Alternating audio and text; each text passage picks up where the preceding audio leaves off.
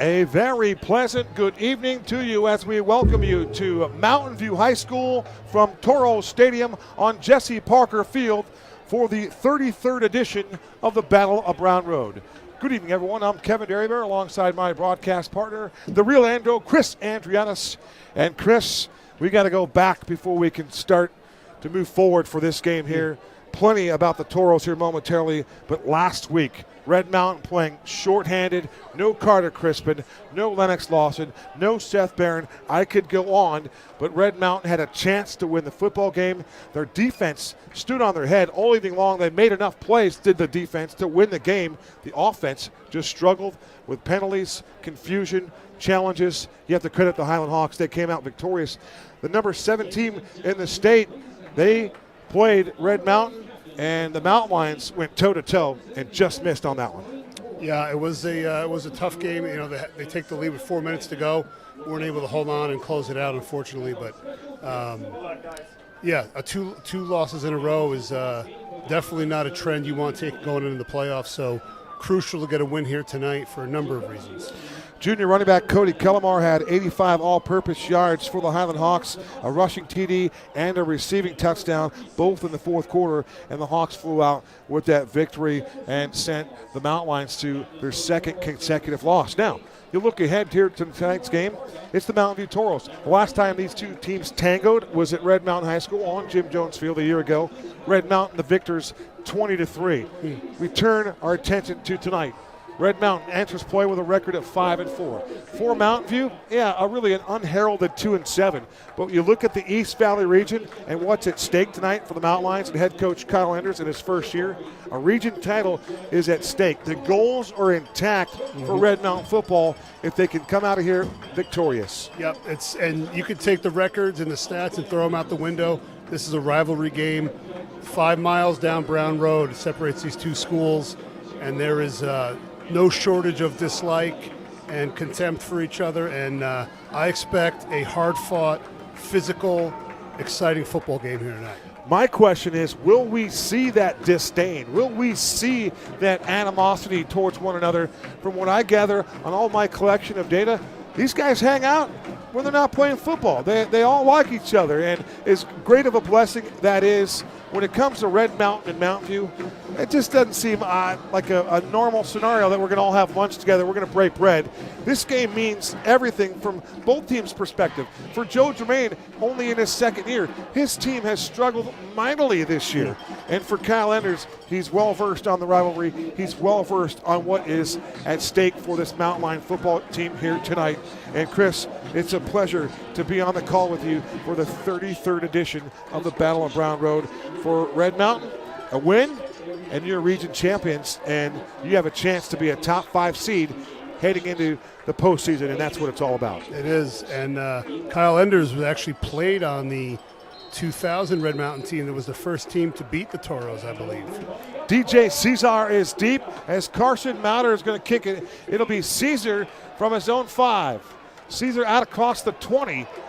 And he'll take it across the 25-yard line, and that's where we begin here tonight. The Mountain View Toros will have the football to begin the football game. And for head coach Joe Germain, now in his second campaign, of course you're familiar with Joe Germain. He played on Sundays of the National Football League. He beat Arizona State as a member of the Ohio State Buckeyes a few years back. And he's also been a coach for the Queen Creek Bulldogs. Queen Creek and Red Mountain, no love lost between those two programs, CA. Not at all, not at all. And a lot of hallmarks, a lot of similarities between those two programs, Queen Creek and Mountain View. It'll be Gomo in motion, and for Coach Germain, he will start a quarterback that is just a freshman, 6'2", 175. Brady Goodman gets the nod here. And for Goodman, he starts in place of the injured Jack Germain. Of course, Jack is the coach's son. For Jack, 6'1", 185. Mr. Germain, unfortunately for the quarterback's son, for Jack, another torn ACL for that young man. If numbers are correct, I believe it's his second or third one in his young career. So that's just tragic for a high school football player to have to do a knee. Not once, not twice, but thrice. Yeah, that's doesn't bode well for going forward, but hopefully he can get recovered and back on the field. After the 5-yard penalty, and there is a pass batted down at the line of scrimmage. The chainsaw, Caleb Heidrich, double fours in there, wreaking havoc, immediately puts up the mitts, Chris, and bats that ball down. The Goodman pass went nowhere. Yeah, he was unblocked off the edge, just got his hand up in the throw lane, able to put a lick on the quarterback as well. Nice play by Heidrich. Looking for the Longines scoreboard, 11:48 to go, clock stop. First drive of the football game. Red Mountain and Mountain View. Goodman under center, Heidrich showing blitz. There are 5 down linemen. There goes Gomo in motion, the turn, the handoff, and it'll be a run play. Trying the right side for the Mountain View Toros. And a host of white jerseys there, led by Champ Jennings, coming off a career-high 18-tackle performance against the Highland Hawks, a team that Chris many revere, maybe an open team. So if you think about the success of the Highland Hawks defending 6A state champions, and here's Champ Jennings just absolutely putting on a show. He was a showman with 18 tackles. He's right on point here again tonight. 3rd down and 7. Goodman to the air. His pass is caught short of the first down. Caleb Heidrich once again all over the play. Flags on the play there, Kev. Making the reception was Hodden Marks, 5'11 junior. And for Marks, coming off a 1-catch, 7-yard performance in that 25-0 loss, make it 26, as South Point Catholic was quite rude to the Toros last week in that shutout victory, Chris. Yeah.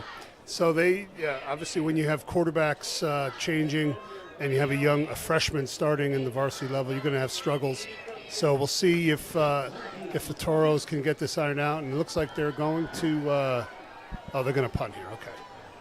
So Joe Germain will talk things over with his staff and come to the realization that the Caleb Heidrich stick on the wide receiver Marks was a good one, and they'll be 3 yards shy.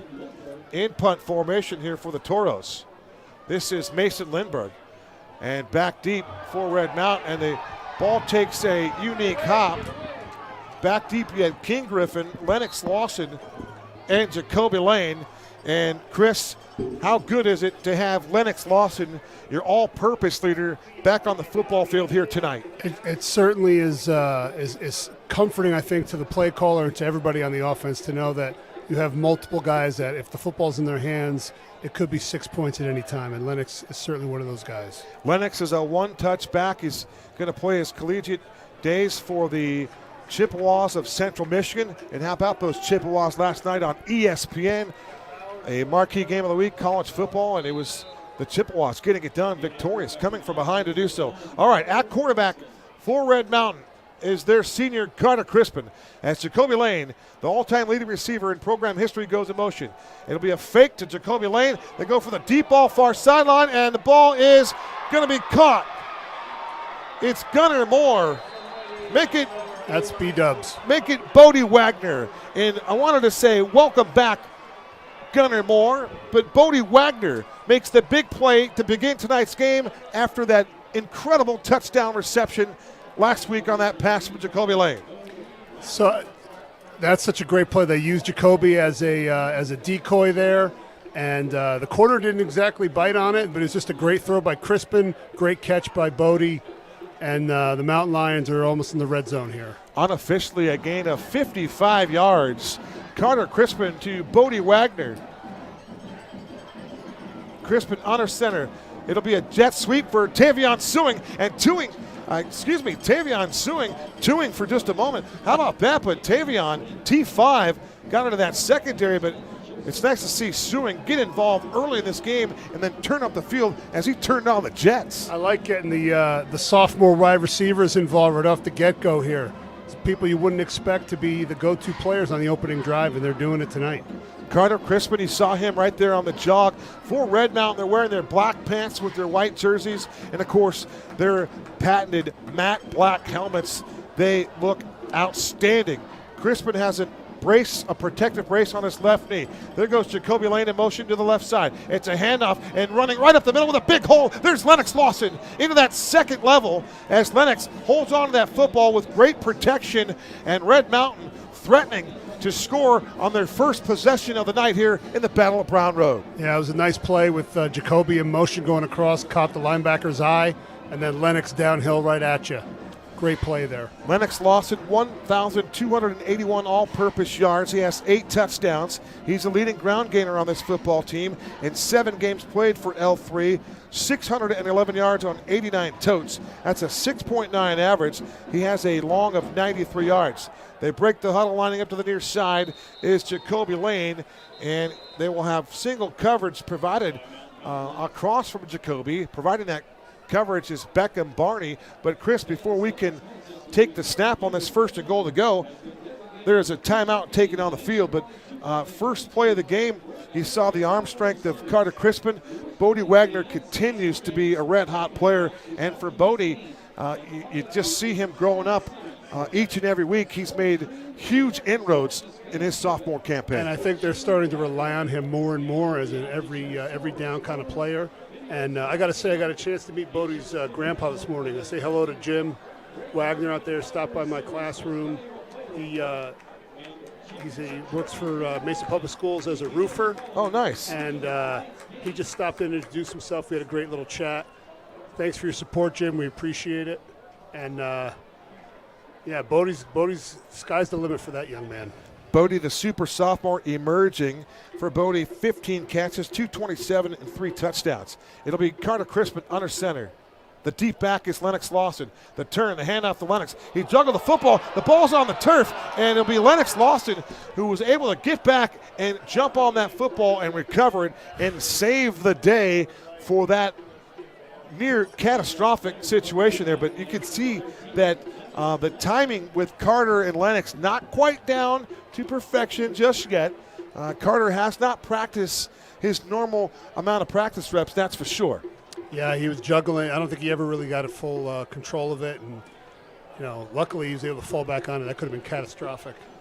Looks like almost a full moon tonight here. What a glorious setting here in Mesa. The home of the Mountain View Toros. Snap is back for Crispin. It's a handoff to Lennox Lawson, and Lennox running to the left side as he put his foot in the ground and then turned it right up the middle of the field and nearly lost his footing as he made that cut, but did pick up positive yardage.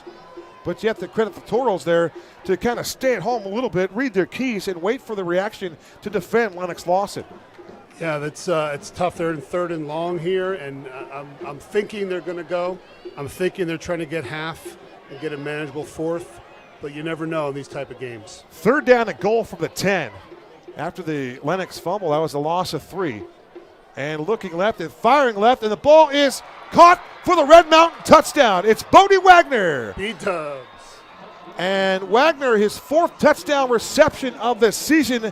And on that touchdown pass from CC, Carter Crispin, he ties Mason Thorman for the most touchdown passes in Red Mountain history with 44. Yeah, it's impressive. And Bodie just, obviously benefiting because you have Jacoby Lane on the other side getting a lot of attention. You can't double everybody, and he's making the plays when he gets the target. Great job by Crispin and by Wagner on the catch. Snap is back with a Chris Castaneda hold. The Shekinah Rigorous kick is up and absolutely through the uprights. What a kick by Shekinah Rigorous. She continues to improve, and she also has just now made her 31st point after try out of 32 attempts. That's pretty good. Yeah. Our new score, 7:42 to go in this first quarter. Red Mountain 7, Mountain View 0. And boy, you just look at Coach McDaniel's offense. They certainly want to get Lennox Lawson involved early. He got his touches, but Bodie Wagner, the development of Bodie, and to take away and remove some pressure from Jacoby Lane. Yeah. You need emergence from somebody, and now you start to think about the arsenal that Carter Crispin gets to work with, and Kyle Heap for that matter as well tonight. But with Gunnar Moore, Jacoby Lane, and now Bodie Wagner, boy, I like that trio. It's it definitely bodes well for the future, and you add Tavion Sewing into that as well. They're going to be loaded at receiver for a long time here at Red Mountain. You go, is that the yards on that play? That's the total. I just added in my head. Oh, okay. So for we continue to watch our varsity milestones. Last week, Jacoby Lane threw his 4th career touchdown pass, if you can believe that. The all-time leading receiver in Mountain Lion history, Jacoby Lane, threw his 4th touchdown pass in his career, and it was Bodie Wagner on the receiving end of that one. But for Carter, heading into tonight's game, he needed 151 yards to surpass Mason Thorman again. I believe in this case, with 4,053 yards, the 151 would make Carter Crispin the single season and career record holder in that case, because if you remember last year, Carter Crispin broke the single season passing record in one campaign. And for Carter, he passed for 2,585 yards and 27 touchdowns. For those of you that were looking for those numbers immediately. 7-0 here. Crispin to Bodie Wagner on a 10-yard slant. And what a throw and what a route there by that combination. Yeah, it was a great play. Not a big window on that slant. He just hit him right in the one place where he could be open and the defender couldn't get on the ball. And great catch for a touchdown. Mikey Sumko is back deep, as well as DJ Caesar. Caesar with an opening to the far side. He'll take it across the 30, out to the 35, and let's see where they put the football down. And Red Mountain saying they've got the rock. Champ Jennings has the football. The official's pointing at the ground. They're going to say he was down. We will wait to let this officiating crew confer, but the Mountain Lions said they jarred that ball loose. And now there is a conference, and there's Dana Smith, one of the officials. Here is our AIA officiating crew here tonight on the Battle of Brown Road. It's the head linesman is Ron Trafari. The back judge is Pat Wachowski. Our umpire this evening is Dana Smith. The field judge is Mark Skypelsack. The side judge is Jalen Lester, and the referee is Scott Williams. Brad Chokolusek is our line judge. Try that one again, easy for you, Chris. It's a handoff for the Mountain View Toros, running to the right side. For Mountain View, they're wearing their white pants, their home white pants with their navy blue uniforms, and their matte red helmets. And from what we gathered, just some conversation, some hearsay throughout the week, the players wanted to go old school and wear all red. And I think that was ixnayed. And then they said, let's go with the blue and the red pants. And then that was ixnayed. So this is their third combination of uniforms that they agreed to wear tonight. Brady Goodman again under center. He's going to throw for the first time of the night, make it the second time of the night, and his pass is incomplete. He was trying to get the ball over the middle to wideout Mikey Sumko, as the 6'2", 175-pound sophomore was open for a moment, but the window closed swiftly. Yeah, and this is tough for a freshman to come in here and have to play in a varsity football game of this magnitude. You can only imagine what's going through the young man's head. And, I never played the quarterback position, but I heard it equated to trying to do algebra in your head during a street fight. All right, we'll go with that. Zach Gomo wears number 11. He's the leading receiver for the Toros. And Jackson Boyd Bowers, 86, lines up in the slot to the left for Goodman, working out of the pistol. And now we're going to get a penalty marker thrown. The umpire, Dana Smith, indicates illegal procedure against the Mountain View Toros. Mountain View has lost 4 straight games tonight as they enter play this evening, Chris, and getting shut out last week. And for Red Mountain, they lost at home to Highland, a game they think they should have won.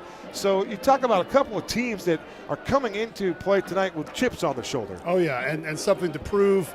And for the Mountain Lions, trying to get some positive momentum going into the playoffs. You don't want to be lose 3 straight and then go to a playoff game. You want to get some positive momentum going forward. And I think based on the first drive tonight, it looks like they're going to be able to do that. Hopefully. We mentioned briefly on the broadcast just that this Mountain Lion defense played well enough to win last week's game. The Highland Hawks, boy, they had a heavy dose of running the football with a lot of big, strong fellas. And late in that game, they were able to throw and exploit the defense just enough to throw it underneath on those checkdowns, and Cody Cullimore wore him down. Yep. And it was, a tough loss for sure. But I think there's positives you could take away from it. Red Mountain not being at full strength, I think the consensus in that locker room would be if they do get to full strength and they see those Hawks again, I think they expect the outcome to be different. Now that's the game that you want to be a part of. That's the game we want to work, Chris. Mm-hmm.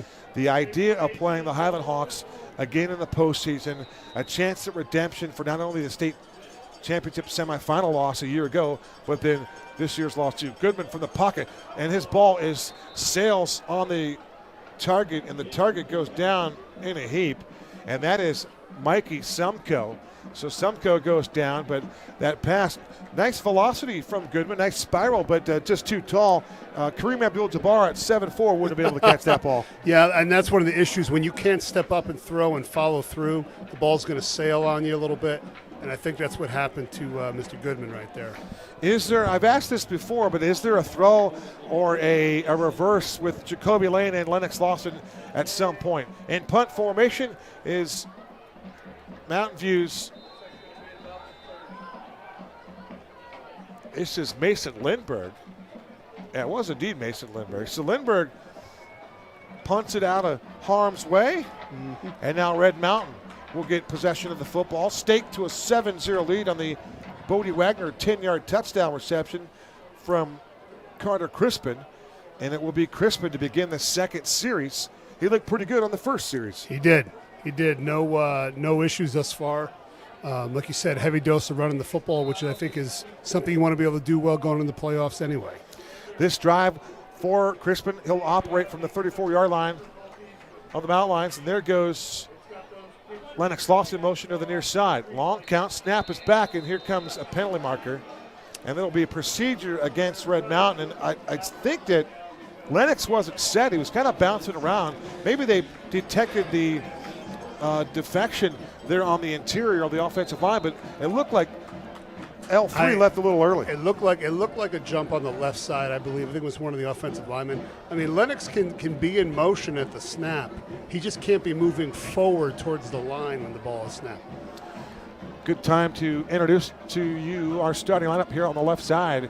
Our offensive lineman tonight, Hector Martinez, 6'5", 310. Austin Whitney, the left guard, at 5'9", 215. Back to live action, and this is a running play, and the Toros right there to answer the challenge as they stiffen on the interior. One of those guys there, first guy to hit, that was Rock Miller, 6'2", 220. Chris, you start thinking about just the name, Rock Miller on a defensive line, wearing 22. So right there, that's a stud number. And then the attribute, 6'2", 220, in there with a TFL. Yeah, with a name like Rock, I think you're kind of destined to play defense, aren't you?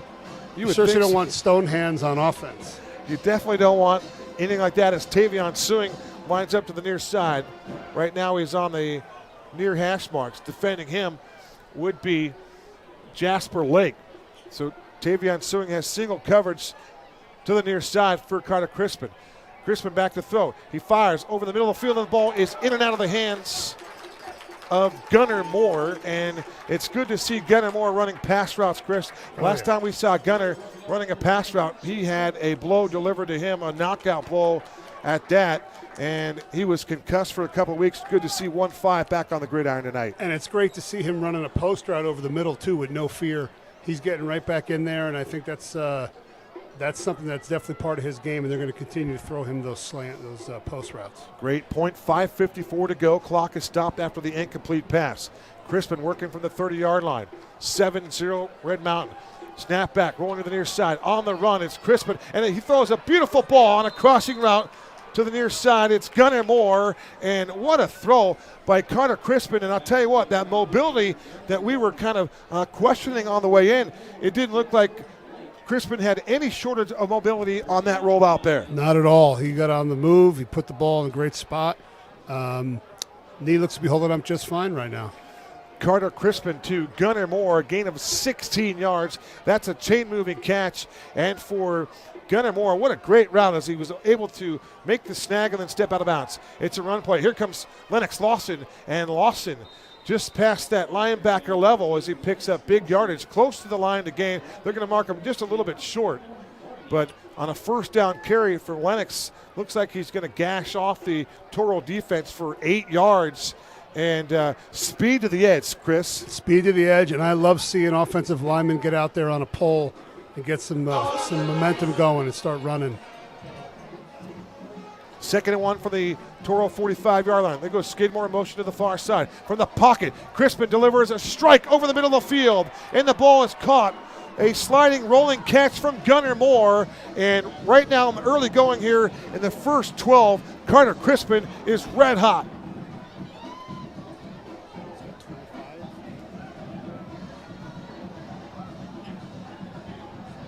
Looks like unofficially Crispin to Gunnar Moore for 20 yards. And Carter Crispin is closing in on the record book. 101 yards passing here in the early going for Carter Crispin. 1st and 10 from the Toro 25-yard line. They look to rush 4. They're showing blitz. There goes Sewing in motion. And it's Crispin to the air. And his pass is intended for Tavion Sewing on the near boundary. Pass is incomplete. Good coverage in the secondary by the Toros. Jacoby Lane was covered in the center of the end zone. Bodie Wagner closer to the 5-yard line, and great coverage by Mountain View on that sequence, CA. Yeah, I think he got Carter got hit as he was throwing. He wasn't able to follow through, trying to hit Sewing in the flat. Jacoby Lane, 49 catches, 618 yards with 8 touchdowns. He is in the slot to the right of Carter Crispin. Crispin working out of the pistol. Behind him is Lennox Lawson. 4:32 to go. The turn, the handoff to Lennox. He makes a cut, and Lennox Lawson with, again, very positive yardage as he finds some running room, gets past the linebackers, takes on the safeties, and they've got to take him down. It's their responsibility at that point. Yeah, they're having some success getting up the middle with him, and I think they're going to continue to do that. Able to set up, stay on schedule, get a third and short here. That cutback ability for Lennox Lawson is special. 2nd down. Let's check this out. 3rd down and 2, and the Toros jump off sides. That was Deuces, and that was Rock Miller. So the Mountain Lions look to get the free 5 on the encroachment penalty by Rock Miller. And for Carter Crispin, he's doing everything right. He looks mobile. He looks comfortable. He's been accurate with the football. And he's got some nice velo on it as well. Yes, absolutely. 1st and 10 from the 12-yard line.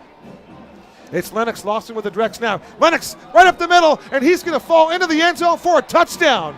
Lennox Lawson takes the direct snap and goes 10 yards, make it 13 in this case. And the Mountain Lions are in the end zone once again. This time it's L3.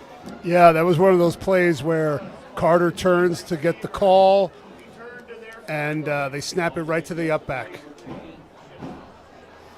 Lennox Lawson gets in the box once again, his 6th rushing touchdown of the season, and here comes Shekinah Rigrish to try to tack on the point after try.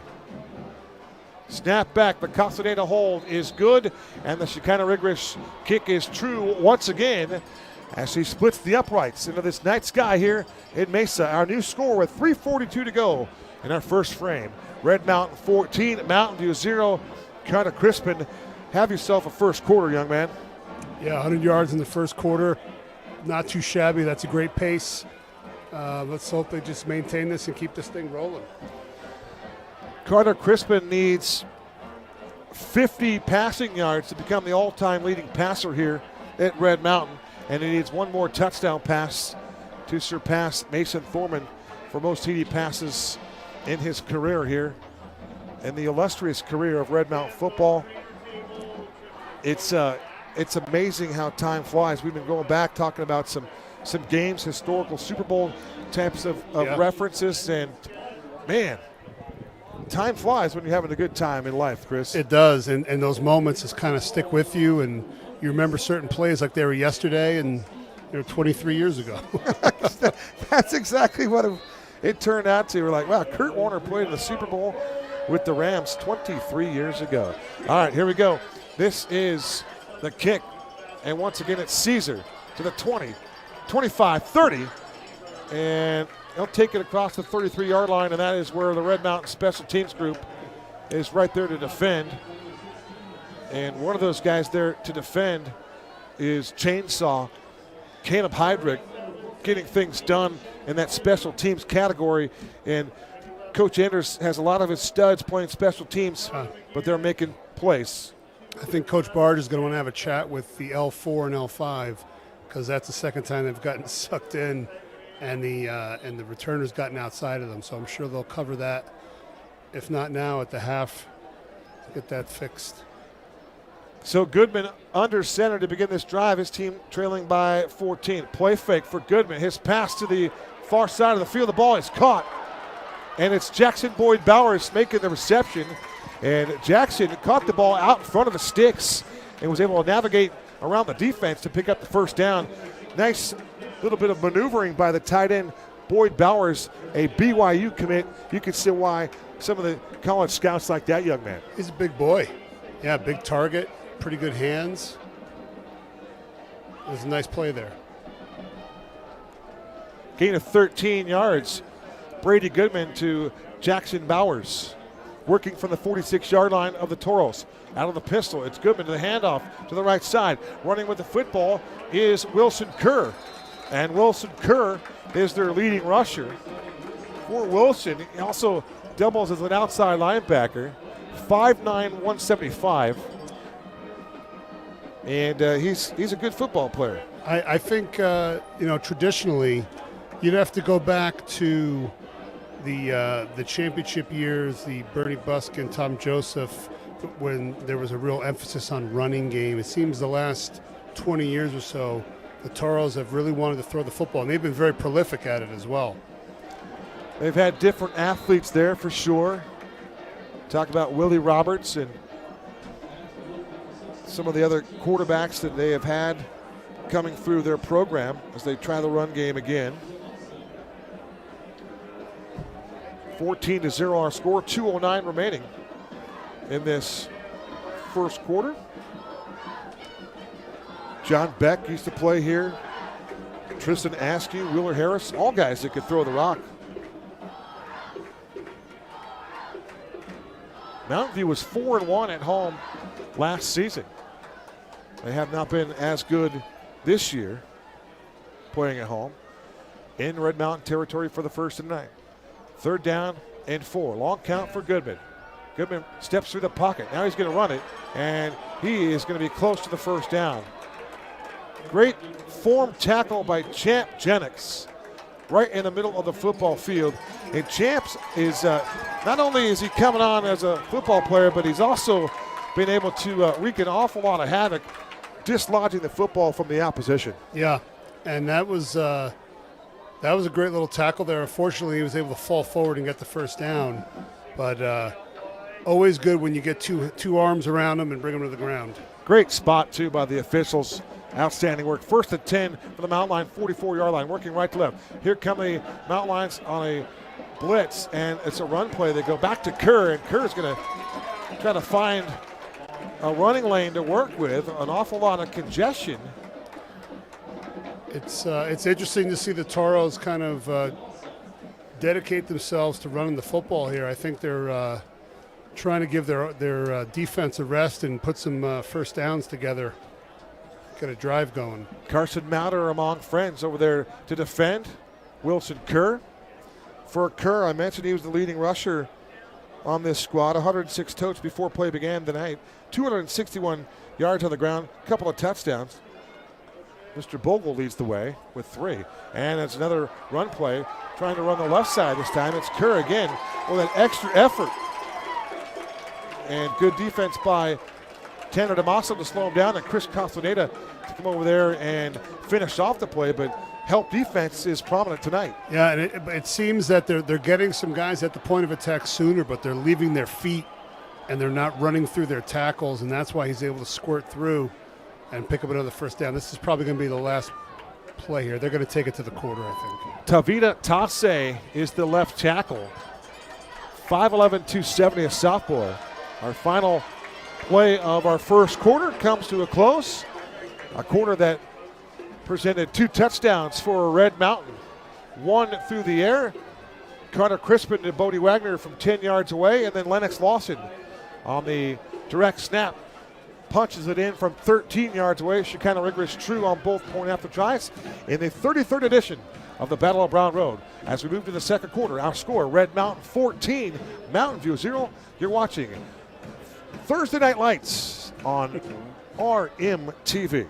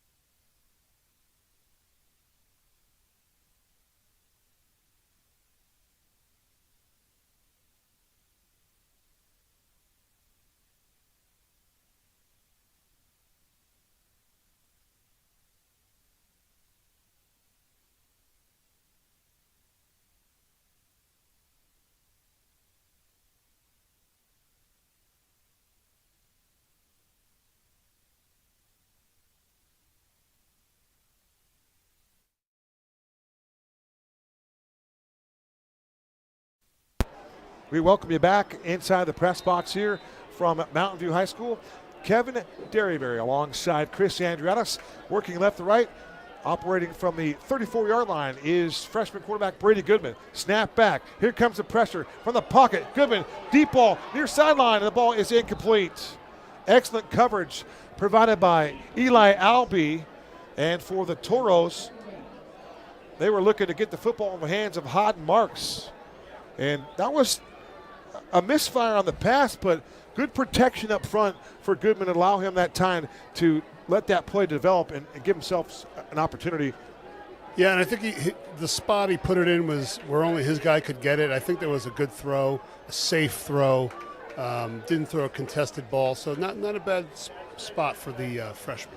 Eli Barta, 6'3", 270 on that left side. Here comes the blitz for Red Mountain. Caleb Heinrich in the backfield, and he's going to run into Jamison the Blade Wade as they combine on the stop with Xavier Sanchez. So Sanchez, Heinrich, and Jamison Wade all there together for that TFL. That was a nice solo tackle by the Frosh.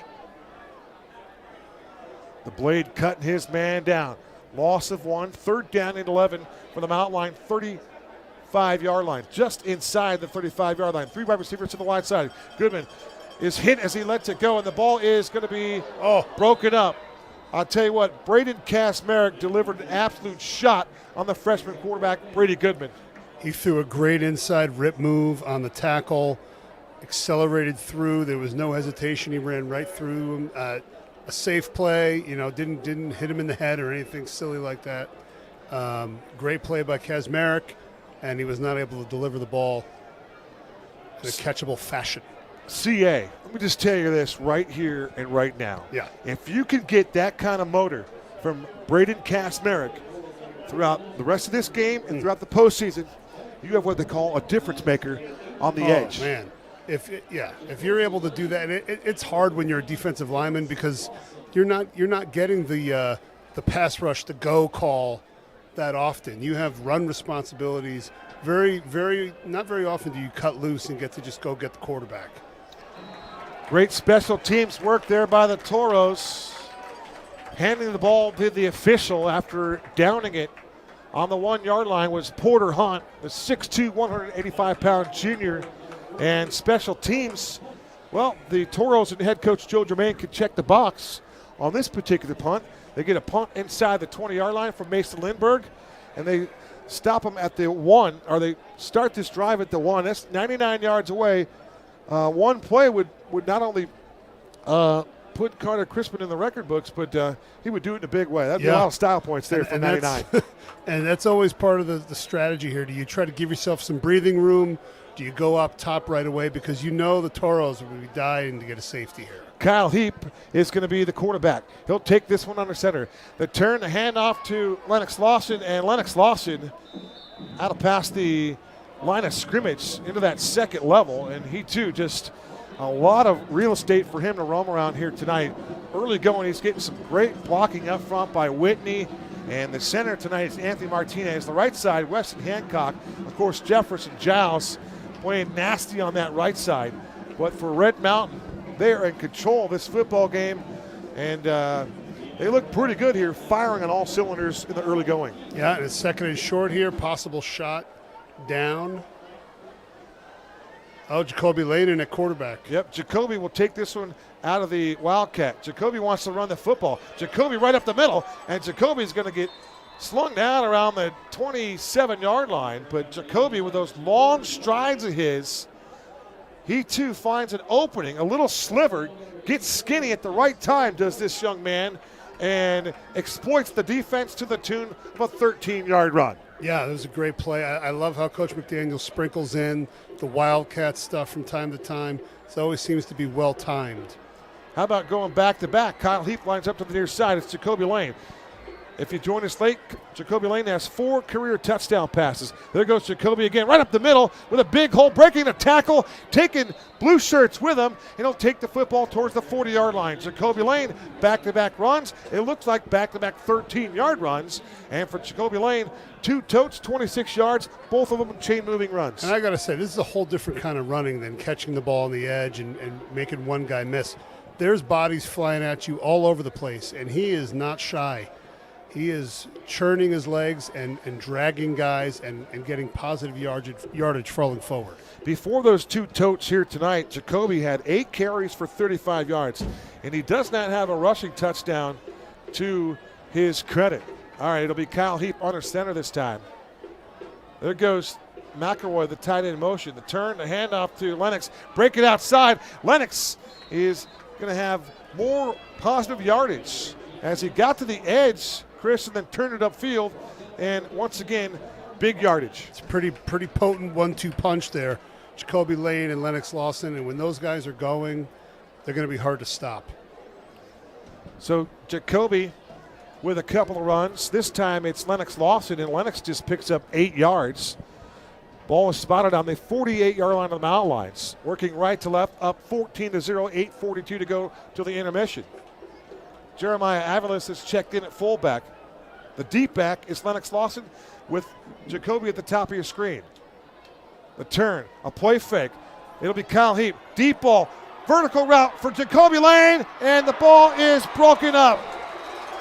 Outstanding effort out of the secondary by DJ Caesar, the senior, running stride for stride with Jacoby Lane, and it looked like Jacoby had a chance at that. Great throw by Kyle Heap, 50-50 ball, and it looks as though that Caesar made the play. That's one of the things they've been teaching the last few years of the DBs is just play the receiver's hands. And when he goes to clamp down on it, you pop an arm through and disrupt the catch, and he was able to do that there. Great timing. 3rd down and 1 for the Mountain Line 48-yard line. This is Kyle Heap on our center. Toro shown blitz. They give it to the up back. It's Aviles, and Aviles is going to fight his way forward for the first down. Excellent work by 2-4, getting it done as he moves the pile and picks up the necessary yardage to move the sticks. He needed 2, Chris. He got 2. Yep, that was a nice call there. Fullback dive. As simple a play as there is in football, and they were able to execute it for the first down there. Only the 3rd carry of the year for Mr. Aviles. He now has 3 carries for 8 yards. 1st and 10 from midfield. Snap is back. This is a sweep for Lennox Lawson with room. Lennox with that stutter step, still on his feet, out across the 40 inside the 39-yard line, but Lennox again just rips off and very effortlessly, I must say, 11 more yards. Yeah, it was a great run. Again, Austin Whitney coming around the end there. He got a little too excited, though. He ran past all the defenders and turned back and Does it go? Heap to work from the 39-yard line. They set up a screen. Here comes the pressure, and Heap is going to just throw it away. I don't know if he got outside the tackle box or not. And the ball did not make it to the line of scrimmage either.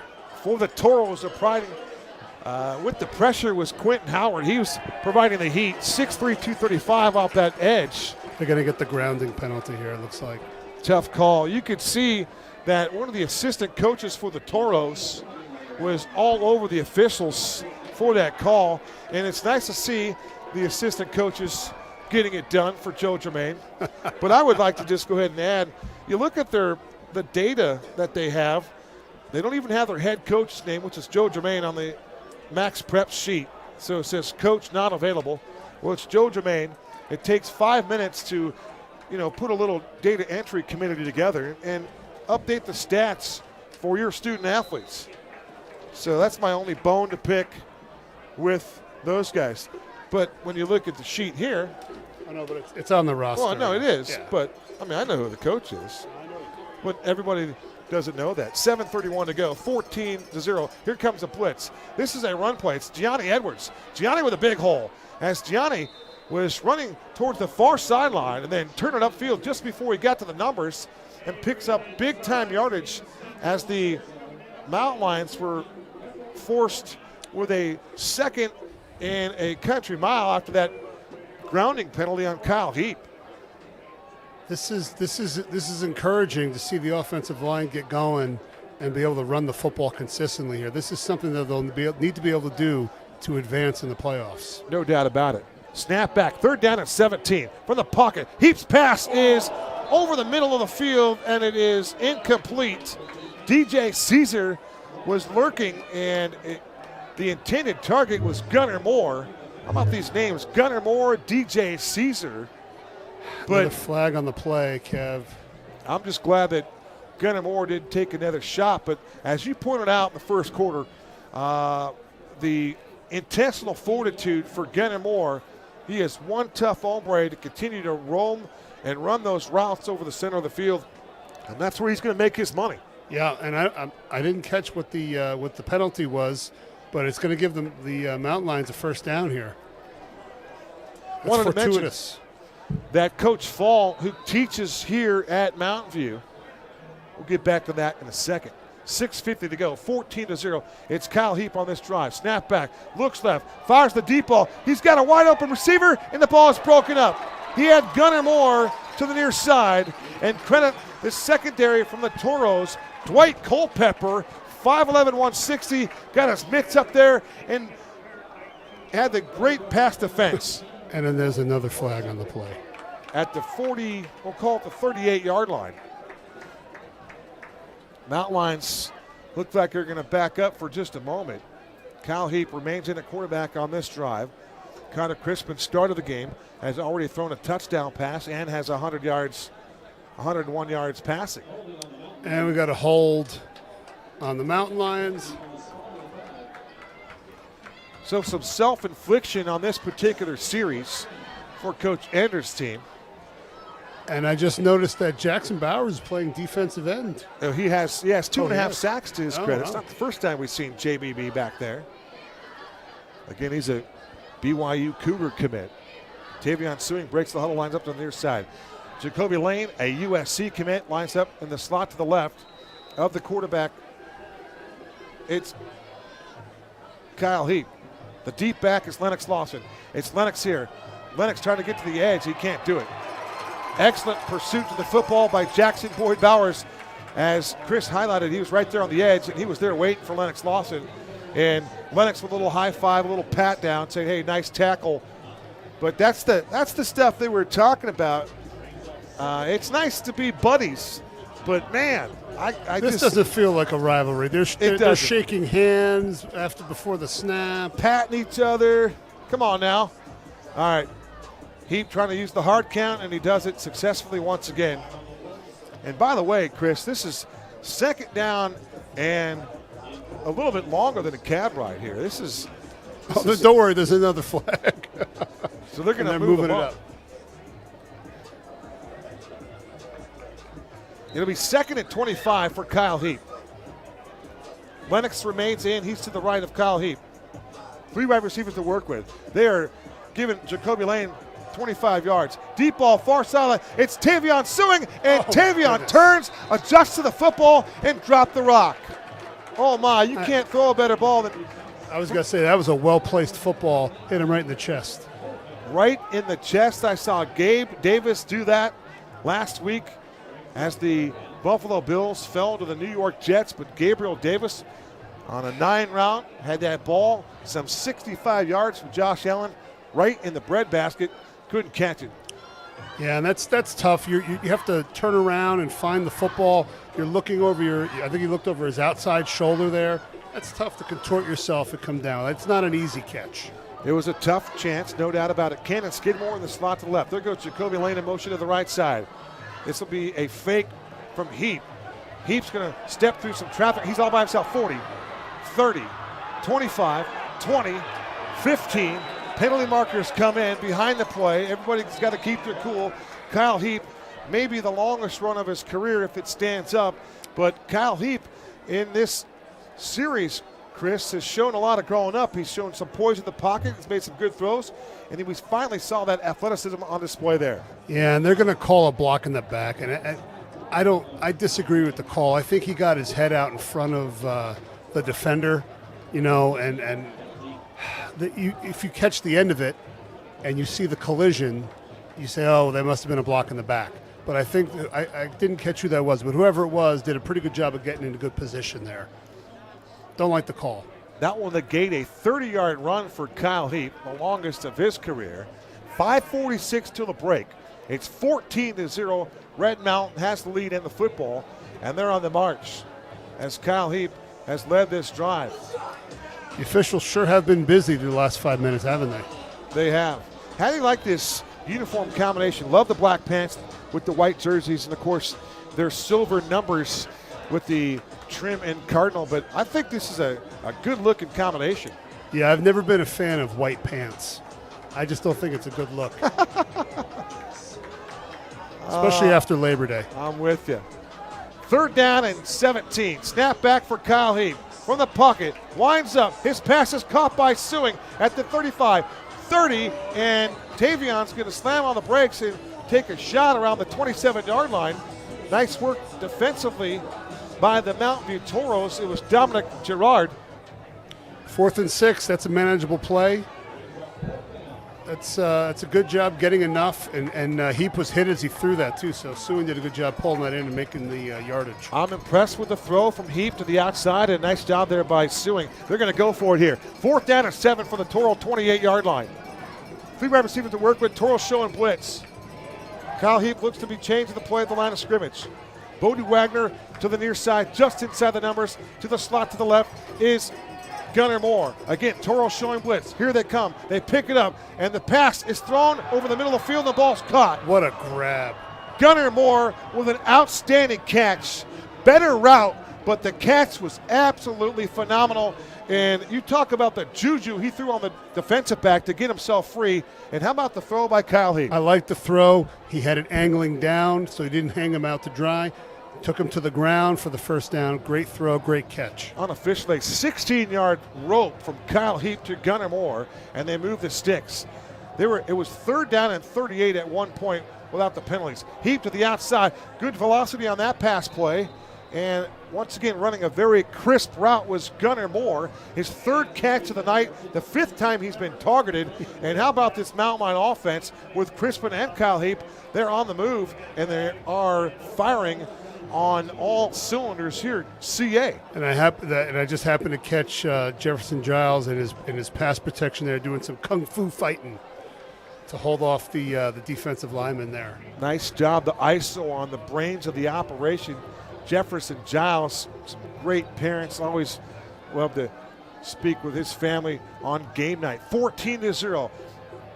Inside the 10-yard line, snap is back, and it goes over Jacoby's head. Jacoby is going to just keep it and run out of bounds. That's not going to help his rushing average, Chris. I don't know. How in the heck do you snap the ball over Jacoby's head? Over a guy that's 6'5" with tremendous bounce? That's hard to do. Hard to do, but they found a way. Anthony Martinez typically at the center position. Hustling on the field here is Tavita Tasse. He's the younger brother of Malaki Tasse, who I'm surprised isn't latched on with the football team. Outstanding edge rusher for the Toros. He's made his name in this game here many a times. Wore 99 for Mountain View. Played for Mike Fell and, of course, Joe Germain. Kyle Heap continues to maneuver the football team with this drive. Empty set for him to the outside. Whips a pass to the wide open Lennox Lawson, a little swing pass. And you have to credit Jackson Boyd Bowers coming up front with the pressure. And Kyle Heap, perhaps he'd like to have that one back, but he got rid of that football in a hurry. I'm going to call that a breakdown in protection because the biggest kid on the Mountain View team is lining up. I'm going to make sure I got a body on a body for that young man, and he was untouched. That's not going to keep your quarterback upright very long. Ani baited to the quarterback, JBB. This is 4th and 15. Ball is on the 19-yard line. This would be a 36-yard field goal attempt. It would be one better than her previous high of 35. Snap back, hold down. The kick is on the way. The kick has plenty of leg, and the kick is no good. Looked like it was wide right. Shekinah was money in all of her warm-up kicks. This one misses to the right side, and she was not able to bring that one back in. Tough break. 4:13 to go on a change of possession. Toros get the football back, trailing 14-0. She may have been distracted by the gigantic bull with the red glowing eyes. Well, Chris, when you speak about gigantic things, how about the pregame show with the Red Mountain Marching Band with the 5 orbs out there? They have brought those orbs from one program to the next, and they continue to delight the crowd with their presentation, the saxophone display. The sax solo is great. It's good stuff. Yeah. Very good. We'll take a quick break. You're watching Red Mountain Football on RMTV.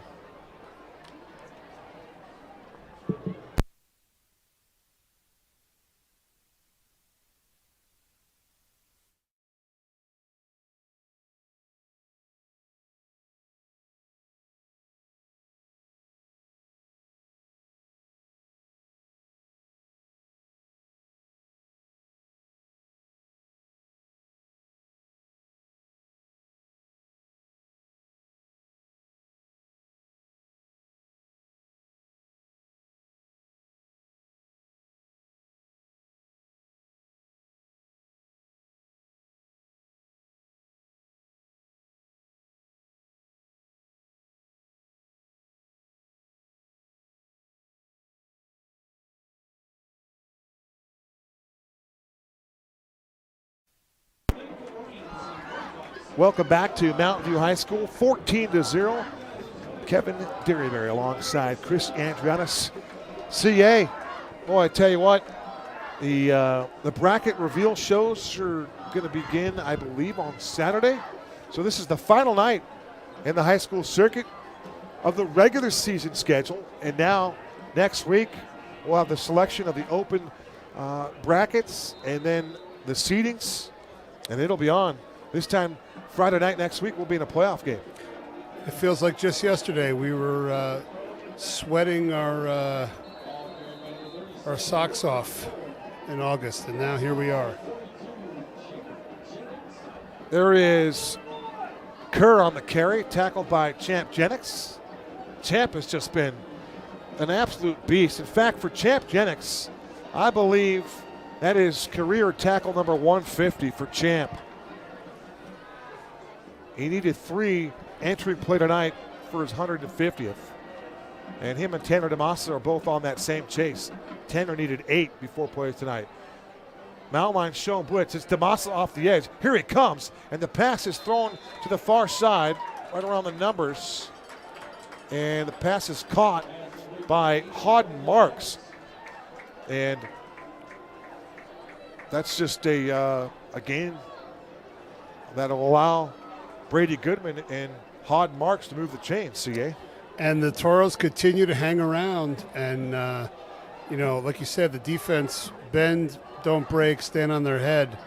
They're going to have to come up with a play here, I think, because they're moving the football. Goodman from the pocket tries to escape the pocket. He can't do it. He is sacked Carson Mauderer gets to the quarterback, and he drops him to the canvas, or in this case, the turf. That was almost on cue. Carson Mauderer gets the sack for the Red Mount defense, and for Carson, that is his 4th sack of the season. Nice to see him getting to the quarterback, the 19th time that the Mountain Lions as a team have gotten to the QB. And this time it was a loss of 5. 2nd down, 13 from the Toro 27-yard line. Out of the gun, it's Brady Goodman, the freshman, as the linebackers back out of the blitz. 4 down linemen. Quick pass. It's caught by the wide receiver. That is Zach Gomo. And it looked like they were trying to set up a tunnel screen there. I think the throw beat the lineman down there. They weren't able to time that up. And you can see that Coach Germain, a little adjustment on that pass play, but Goodman getting rid of the football in a hurry. Gain of 5. 3rd down and 5 from the Toro 35. 4 wide receivers for Goodman. Back to throw. He'll throw it over the middle, and the ball is in and out of the hands of Kerr. He was juggling it for a moment, and Caleb Heydrich had a gasp at it to try to pick it off, but incomplete pass. Good work again by the Mountain Lions as they are quite stingy defensively here. With 1:45 to go, the Mountain Lions are going to get the football back. And Chris, it'll be interesting to see who the quarterback will be when the Red Mountain Lions get the ball back, because Carter Crispin has certainly shown you he can move the football. And Kyle Heap also can move the rock here this evening. Good punt. Mason Lindbergh gets a great roll, and for the 2nd time of the night, Mason Lindbergh sends one inside the 20-yard line. His last punt was down at the 1-yard line. That's impressive. He's able to get the ball on the ground, and that thing, the 2nd time, it just gets on its side and just rolls. Yes. Great footwork there. And unofficially, that would be a 56-yard punt. On this change of possession, Red Mountain will get the football back, already up 14-0, and the answer to our question at quarterback is Carter Crispin. Crispin with that protective knee brace on his left knee. I know he's been limited in practice, but he really looks good tonight, Chris. He does. This will be a run play to Lennox. Sweeping to the right, to the edge, turns the corner, and boy, it looked like a horse collar there, and the official's there to make the call. I think the official agrees. So Lennox turned the corner, and he grabbed him by the back of the jersey, the pads, and yanked him to the turf. And now Lennox is flexing that right knee of his. Well, you can get the jersey. You can't get your fingers underneath it into the shoulder pad. That's just tough when you see your players go down like that. It's a physical game. It's a macho game. You're going to be tough to play this game. But, man, there's a lot of unorthodox bending, and, man, these guys are contorting and all over the place. Tack on the 15. 1st and 10 from the 37-yard line. Crispin to the air. Tries to escape the pressure, and he can't do it this time. Great work out of the defensive front by Rock Miller. And Rock Miller gets in the backfield and takes down Carter Crispin for the sack. Yeah, again, he was untouched off the edge. That's not a good look and not a way to keep your quarterbacks upright if you're going to let guys get free runs at them. So quickly, with 1 minute to go, they go right back up. They snap it. Crispin to the air, and his pass might have been tipped by Rock once again. He wanted Gianni Edwards out of the flat, and the pass was deflected, and that changed the trajectory, and that took the life out of that fastball going to the outside. Yeah, I think one of the things that you might want to be thinking about here is maybe a screen. If they're very aggressive coming up field, the little slip screen underneath might be just what the doctor ordered. For Miller, he picked up his 3rd sack of the season. 3rd down at 16 for the Mountain Lions, 31-yard line. The Toros show that they're going to rush 3. Long count for CC. There goes Gunnar Moore in motion to the right. Snap back to Carter. Watch Jacoby on the slant. Jacoby makes the catch. Jacoby being pinballed around. Jacoby still on his feet, and Jacoby Lane wills his way for the 1st down. Whirling, twirling, spinning. That was a great run after the catch there. Excellent work on getting himself in position to move the chains. 21-yard pass play. Crispin to Jacoby Lane. Snap back to Carter. Here comes the pressure, and the pass is going to be incomplete. With the coverage on the outside was Rock Miller. And Rock Miller looks like he was going to defend Cannon Skidmore. So with 32.8 seconds to go, some of the Toros coaches are leaving the box. And it'll be 2nd 10 from the 50-yard line here for Carter Crispin and company. Jacoby Lane is going to line up to the near side. And clock management becomes a factor here. They only have 1 timeout remaining.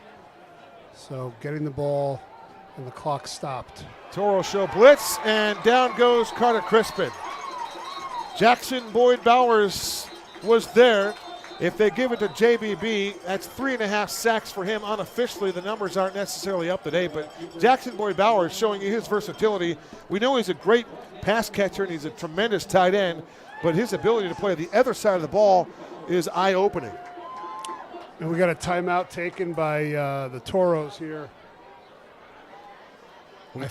I would imagine that the Mountain Lions are going to run the football and get out of this half. I would think, but you never know. 22.8 seconds remaining. When play resumes, Carter Crispin and company will have the football at the 44-yard line, and they need to get to the 40 to move the sticks. So we were just in this position where Jacoby Lane needed 16 yards. He got 20. And on that last sack by Jackson Boyd Bowers, also getting there with Bowers was Jackson Bogle, the linebacker, 5'10", 185. He was also there. But Chris, how about it? Tonight we're in competitive type broadcasting mode as the AIA 365 Game of the Week is also an opportunity, a choice, a viewing choice for the fans tonight. But if you would, for me and my guy Chris Andriatis, let us know tonight, where are you watching this evening's game? Hit us on Twitter at KDB Voice or at The Real Andro, and hit us with the hashtag roll call, and where are you watching tonight's game from? For example, Chris is watching the game tonight with me here in Mesa. So Chris would say, hey, KDB Voice, I'm watching the game from Mesa. Hashtag Mesa. Simple as that. Globally speaking, where are you watching tonight's game from? All right, Bodie Wagner will line up to the near side. He has 1 catch, make it 2 catches, and a touchdown reception for Bodie. Jacoby Lane is going to line up as the quarterback in this case. Interesting. And Lennox Lawson will also line up in the backfield with Jacoby Lane. No quarterback on the field here, which means no Carter Crispin and no Carter CC I mentioned, but of course no Kyle Heap as well. And we must be on a TV timeout. They must have tried to sneak in a break. They do 1 a quarter, and the breaks are 1 minute and 30 seconds. So if you experience that next time, you can blame that on the AIA 365 guys. So 22.8 to go. 14-0. And just for some fun, CA, what are we going to do here? Is Jacoby going to throw the football to Bodie Wagner? You got single coverage here if they want to go this route. It could be razzle-dazzle. You never know. This will be a fake. It's Jacoby with the football. Deep ball. Wants Bodie Wagner, and the ball is incomplete. Boy, I tell you what, Jacoby looked like he released that football from somewhere near his right hip. Yeah. And, it was a Tebow-esque it wasn't, throw, wasn't it? It wasn't your prototypical, idea that you're going to teach the position and teach mechanics. I liked the idea. It was a great route. It was a post corner by B-Dubs, and they just weren't able to link up on that. But I like the idea, and it's a safe throw. Dwight Culpepper provided the coverage. Here comes Carson Mauderer as he'll pump this one away from his own 29-yard line. Back deep for the Toros is Dominic Girard. And it's an end-over-end kick that takes a pretty good bounce. And in this one will be another punt for Carson Mauderer inside the 20-yard line. You can call it anything you want. You can call it ugly, not pretty. I'll call it effective. I would agree with you on that. The only thing I would say is I think they jumped the gun picking it up. You can run off 5-6 seconds letting that ball roll around. You know, that's a little time management thing you can do to steal some time away from the Toros. Special thank you to Maxwell Vocone, our technical producer tonight.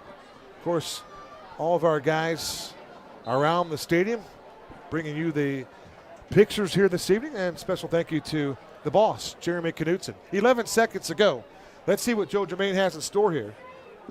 It'll be Goodman under center. The turn, the handoff, and running to the right side and running into P.J. Claiborne and company. Once again is Wilson Kerr, and that should be the final play of half number one, and it is the final play of our first 30.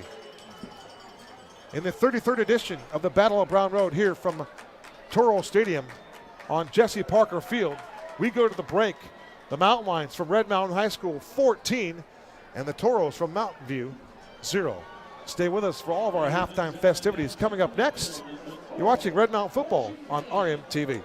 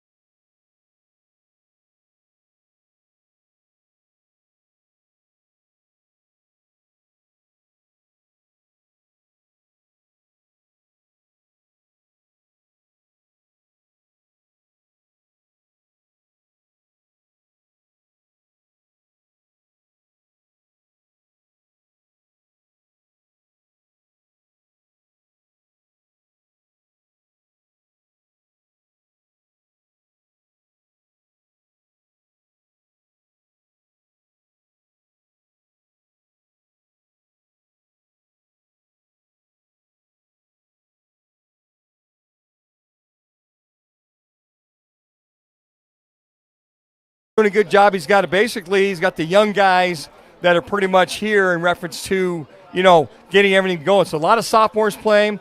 But I think what Joe understands, being that former Mountain View Toro, Scottsdale Junior College Artichoke, by the way, being an MCC grad, we kicked their butt a few times, by the way. I got to mention that.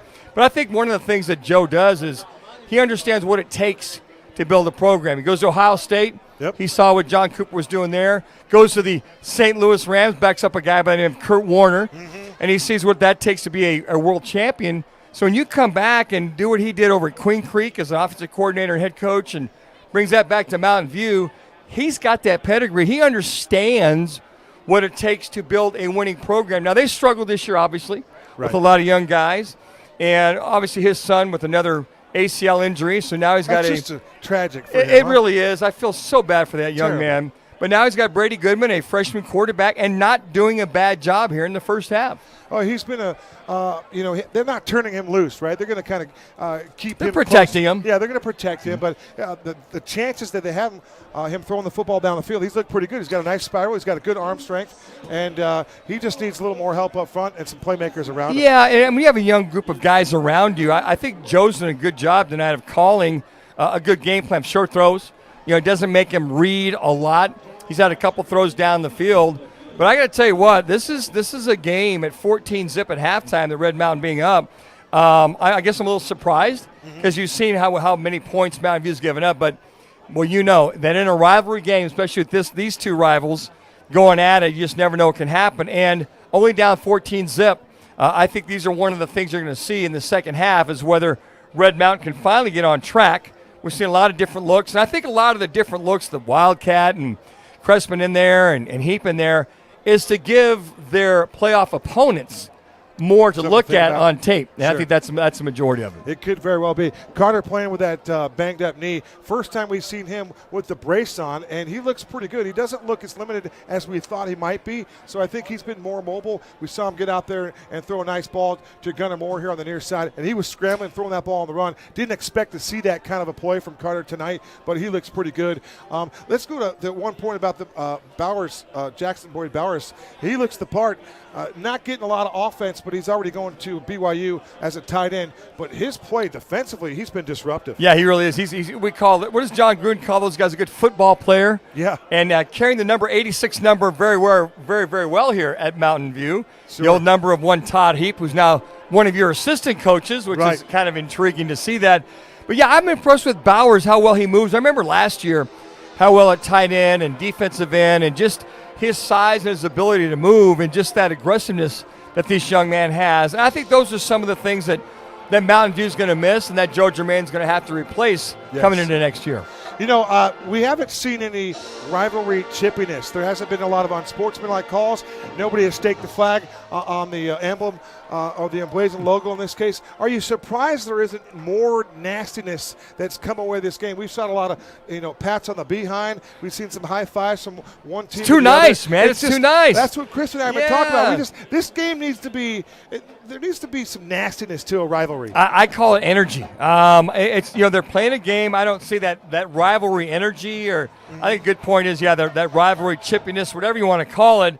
But I don't know this. I think if Mountain View can come out and score, all of a sudden it's 14-7, and if they can tie it up, then I think you're going to see that intensity ratcheted up. It's not that there's lack of intensity with this game. It's just that you don't see that extra oomph. Now we saw a couple of plays on the sideline. A little horse collar over there. Yep. That got a few guys fired up on the Red Mountain sideline. But it's a good point. But I got to tell you what, I don't care if you're 0-9 or 9-0 taking on each other in this kind of rivalry. You just never know what's going to happen, especially with so many of these young men who have played against each other forever. They were on the same youth teams, and just because you live over on this side of Lindsay and you're on that side of Lindsay, we become rivalries, and I think that's just, I call it a friendly rivalry. Yeah, some of these guys, they're boys, right? They're all boys in many cases, but a couple years back, Deontay Elliott, 5 yards out of bounds, gets steamrolled, and we've seen a lot of big-time, unnecessary type hits. We've seen way more chippiness in these games in the past, so a little bit surprised, but the fellas are enjoying it, and we're having a good time. I'm surprised they're not going to Jacoby Lane a little bit more than they have. I know the one pass was a hell of a pass by Heat. throwing it or running it or catching it? All he the does them all. above. As a matter of fact, if he counts at least 4 apple, he might lay that ball out there to Moore a little bit deeper, and he might catch that pass. He's got a heck of an arm. He's got a good arm. But Manuch, you saw the release point right around the hip. Right around the hip. We got to get that thing up there a little bit. Well, he launched it about 45, 50 yards. Great spiral. He's got a good arm. All of a sudden, I see him in shotgun. I'm going, wait a second. He's not a Wildcat guy. I went, oh, I see. But you know what? If he waits about a half count, he's got a touchdown. Yeah. Moore gets behind him, and he's wide open. The sophomore has been Bodie Wagner. Has got the first touchdown from Carter Crispin. He's emerging right before our very eyes. By the way, you want to have Bodie maybe get a belt on or something like that on that play. I don't know if his drawers are going to come completely off on that tackle or what. Let's put a belt on, because I thought he might have been in his street drawers after it was all said and done. That's too funny. A lot of banging around going down there, so some belt buckles could be fine. You mentioned Jacoby, though, Dan. One thought on him. You've been around the league. You played on Sundays. You're certainly around a lot of Division I and college prospects and talent we've seen here in the Great State 48 and beyond. But when you look at Jacoby and how he projects, USC is the current calling card. Sure. But University of Texas, which is his dream school, they're calling as well. I wouldn't be surprised if that's where he ended up. But when you look at Jacoby going to the next level out of the Great State 48, what do you see from him? Well, I like the way he catches the ball with his hands. He's aggressive after he catches the ball. We saw that last year in the Red Mountain game. Seen that a couple of times. You had that one dig right across the middle. He runs hard. I like his competitive edge. I like to see him put about 30 or 40 pounds on before he gets to USC or Texas or wherever. Right. But if there's one thing I really like about him, is it's his blocking. He's a 5-tool type of wide receiver. Maybe needs to get a little bit faster, a little quicker. But he's aggressive, going to the ball, catching the ball, and I call it yards after contact, which all the colleges out there love to see. With guys 6'5", about $175. Yeah, you're looking for a little more speed. He's a true two-stepper, right? Which means he gets 5 yards in 2 steps. So you want a little more out of that. He's a long strider. And I tell you what, if he could add that weight that you referred to, and they're saying he's got good metabolism, Dan. That's a big thing. You and I probably don't have that metabolism now. The thing I always watch guys on the sideline. And I remember last year and this year, I've watched Jacoby, and he's very engaged in the game. So I'm talking to Crispin over there, also Kyle Heap. So you see him get involved. You also see him encouraging the offensive line. Not that he's a chatterbox per se. He's an encourager and an exhorter. And those are some of the things that recruiters look for when they come out here and watch games. They know what you do on the field. They know what you do as far as the tape and how, and your grades and all those kind of things. Those are the kind of things that they're looking for. Dan, my final one for you. You look at the National Football League. You played for the Buffalo Bills. Orchard Park, man. It gets chilly about this time of year. But I'm a huge Josh Allen guy. What are you hearing out of Orchard Park on Josh Allen? You saw the replay. It didn't look good. Just knowing what we know about the game. It may be a game-time decision. I think that might be a game. If he's got to sit out a couple games, that ulnar injury, whether it's a slight tear or it's a slight bruise or whatever, can hinder you. You can always tape it up and get the proverbial shot if you have to. Sure. But they got the Vikings coming up into Orchard Park this weekend. That's going to be one heck of a game. Yes, sir. No matter who's at quarterback. But if Josh Allen, he is trending to be I think he and Patrick Mahomes will be the MVPs of the league this year. You can't go wrong. Either one of those guys would do it. I think Josh Allen, if he can stay healthy the rest of the way, he's going to be your guy. But last point, Manuch, you haven't played on Sundays for a while. Kurt Warner won a Super Bowl for the Rams 23 years ago when they beat the Tennessee Titans. Is it crazy how time flies? It really is. And I tell you what, I've been doing these broadcasts for high school games over 17 years, and with the training of the quarterbacks and doing our radio show, Rock and Manucci, Jimmy B, for over 18 years. Time flies, man. You look up and go, wow, was that 20 years ago? How long ago was that? But Kurt doing a phenomenal job on top of it. Pushing 2 decades for this guy right here. Dan Manucci, it's been our pleasure. Thanks so much for being a guest, Dan. My pleasure. Appreciate it. Hi to all the Mountain Lion fans out there. You got it. Have a great call in the second half. Thank you. Dan Manucci, we're going to take a break. More football coming up after this. You're watching Red Mountain Football on RMTV.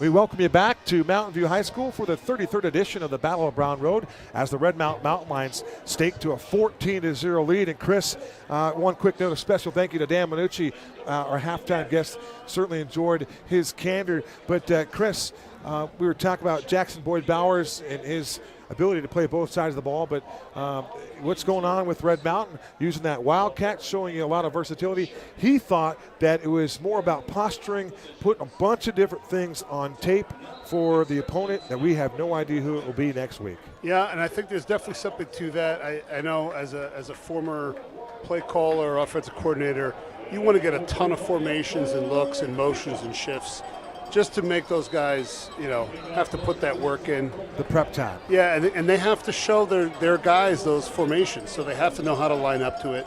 And it's just taking time away from other things that could be working. So there's definitely a philosophy there, and I kind of agree with. Mason Lindbergh with the kickoff in the end zone, and it goes over Lennox Lawson's head. And for Red Mountain, they'll begin their first drive of the second half with Jacoby Lane leading the charge. And for Red Mountain, the quarterback will be Carter Crispin. Carter needs 30 yards to become the all-time leading passer and one touchdown pass to become the all-time leader in touchdown passes as well.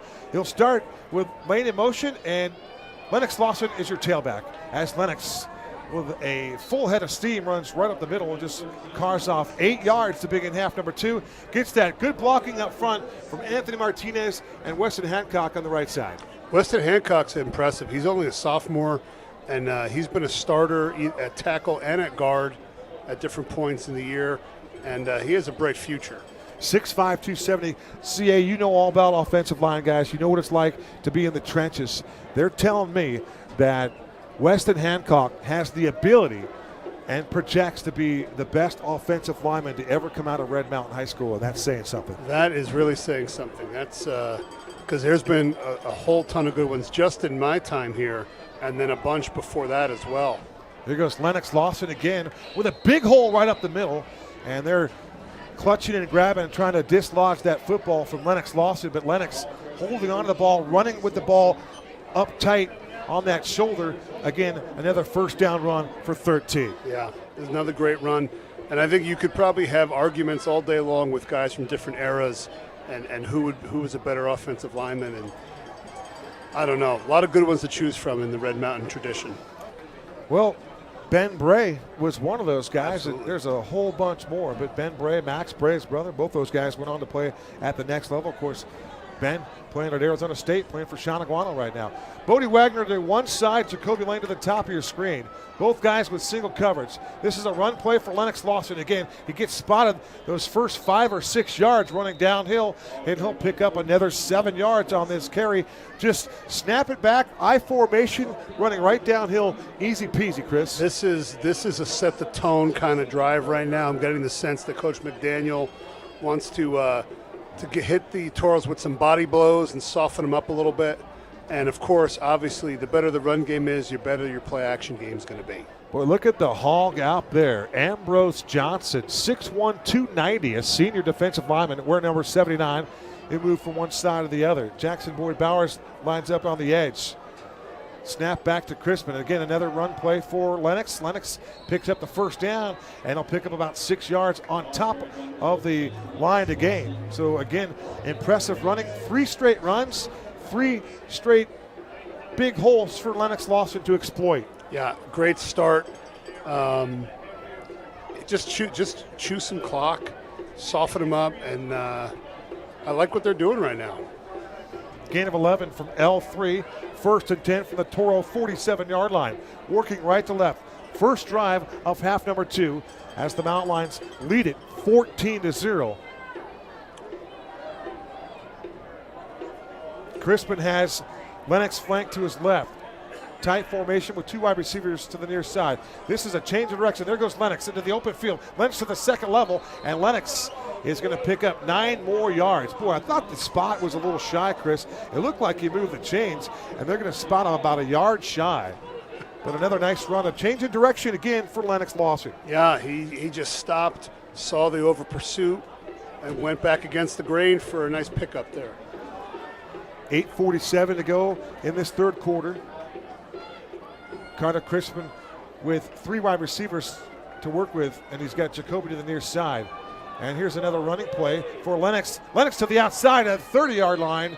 And a nice job there by Jacoby Lane, doing a good job of stock blocking down the field as Lennox Lawson gets a little extra nudge out of bounds on the near sideline. But Lennox with speed to the edge once again, CA. Yeah, another great run. Again, it's just wearing out those defensive linemen. Those guys, when you're fighting off a run block, a lot of times you're getting double teamed. That'll wear you out very quickly. And then maybe you're not as aggressive and not as energetic when you're rushing the passer. Gain of 9, 1st and 10. Mountain Lions from the Toro 29-yard line. Toro showing blitz. The pass is batted down. On a slant route, it was Bodie Wagner. Nice coverage out of the Toro secondary. Dwight Culpepper with a pass defense. And, you know, Chris, I don't know that Carter necessarily knew where that ball was going. He knew the area that his wide receiver should have been, but with those big mitts of Jackson Boyd Bowers, he's tough to throw around and over for sure. Yeah, the timing route is on a slant is hard to do, particularly if you're not taking a regular drop. If you're in the gun already, it just throws off your timing a little bit. You know, it's one and a hitch. So, yeah, wasn't able to deliver that one. Jacoby will line up to the slot to the right. Snap back to the quarterback, Crispin. He puts the ball into the belly of Carson Mouterer, and Mouterer with a full head of steam running off that left side of the line of scrimmage. Again, bulldozing his way into the secondary of those blue shirts. How about the thunder and lightning, if you will, in this case? You got that lightning from Lennox Lawson with his cutback ability and lane changing. And then here comes Carson Mouterer. He's just going to bulldoze you, run right downhill, and you better take him on and take him out. Yeah, I just had a flashback to that New York Giants team with Ahmad Bradshaw and, oh man, what was the big back? I can't think of his name right now. I'm drawing a blank. Out of Wisconsin? Jacobs? No, not Ron Dane. Brandon Jacobs, yes, Brandon Jacobs. Thank you. That was thunder and lightning. Crispin to the end zone. One of Jacoby Lane passes broken up. Sometimes I'm just impressed with the knowledge to come up with Brandon Jacobs. Chris. Impressed by yourself? Ron Dane, at one point, Ron Dane wore 33, was the all-time leading scorer in NCAA history. Yeah. I don't know who has that distinction now, but Ron Dane, a heck of a player. I'll tell you what, Brandon Jacobs probably didn't get the love he deserved.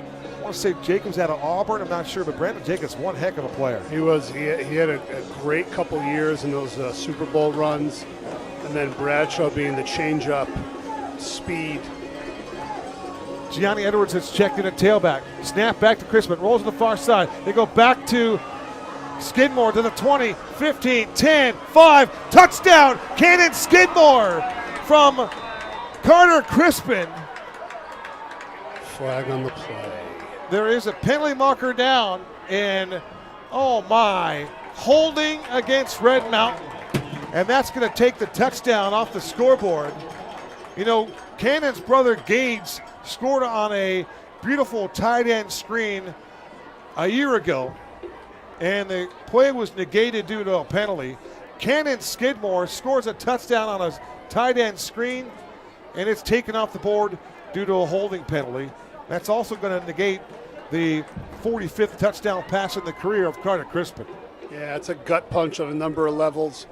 It looks like they're going to give him the first down, though, Kevin. I guess it occurred after he had gotten the line to gain. So they'll put the football down on the 23-yard line of Mountain View.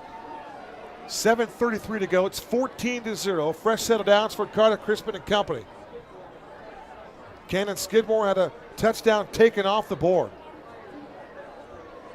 So for you scoring at home, how do you do the yardage on that? Does he get the passing yardage up to that point? Yes, up to the 18. Crispin under center. The turn, the handoff, the Mouterer, a big hole, 10, 5, touchdown, Red Mountain. Carson Mouterer, 18 yards to the end zone, and Mouterer is in the box for the first time in his varsity career. What a powerful one by Carson Matter. He was not going to be denied there. He dropped the shoulders and launched himself from the 3 to break the plane and get in there. Nice run by Carson Matter. And somewhere along the line, we've got to get Chris Andriotis to read. KDB MediaWorks is the premier printer of Red Mountain football. For short-run digital print, offset lithography, large format including wall murals, vehicle wraps, packaging, banners, and more. We have a printed solution for you. KDB Broadcasting and MediaWorks, your hybrid source for print, digital, and voice. Call the voice of the Mountain Lions, Kevin Derryberry, at 602-513-3636, or log on to www.kdbmediaworks.com. We thank you for that, Chris. It kind of rigorous drills the point after the try. It's now 21-0, and our keys to the game, it's never too late to give you the keys to the game. For defense, stop the Toro ground attack, communicate, disguise coverages for the freshman, Brady Goodman in this case. Offensively, limit negative plays, execute in the red zone, and take 2 or 3 shots each quarter. Impact players. Go ahead, Chris. Lennox Lawson, Jacoby Lane, Carson Moderer. Okay, and CC. I put CC down there because I thought the night could be special for the young quarterback. Yeah. Again, he's 1 touchdown away, and where we at? I don't know. How many yards did he get on the screen? I think we're probably about 10 to 12 yards away from breaking the all-time passing record, passing yardage. But Carson Matter, congratulations to him. A varsity milestone for 3s as he gets in the box for the first time. I think to play it safe, I'm going to say we're 17 yards away. 17 away from Carter Crispin. He needs 17 and a touchdown pass, and he will stand alone in the record book. Long timeout here, and this is due to the AIA 365 game of the week. They're taking their timeouts, 1:30 each time.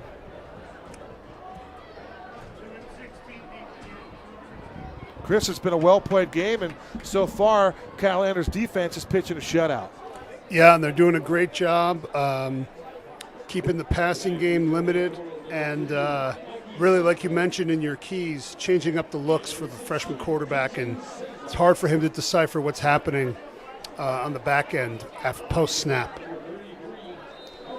So Matter will be asked to kick this one away. Ball is spotted on the near hash mark at the 40-yard line.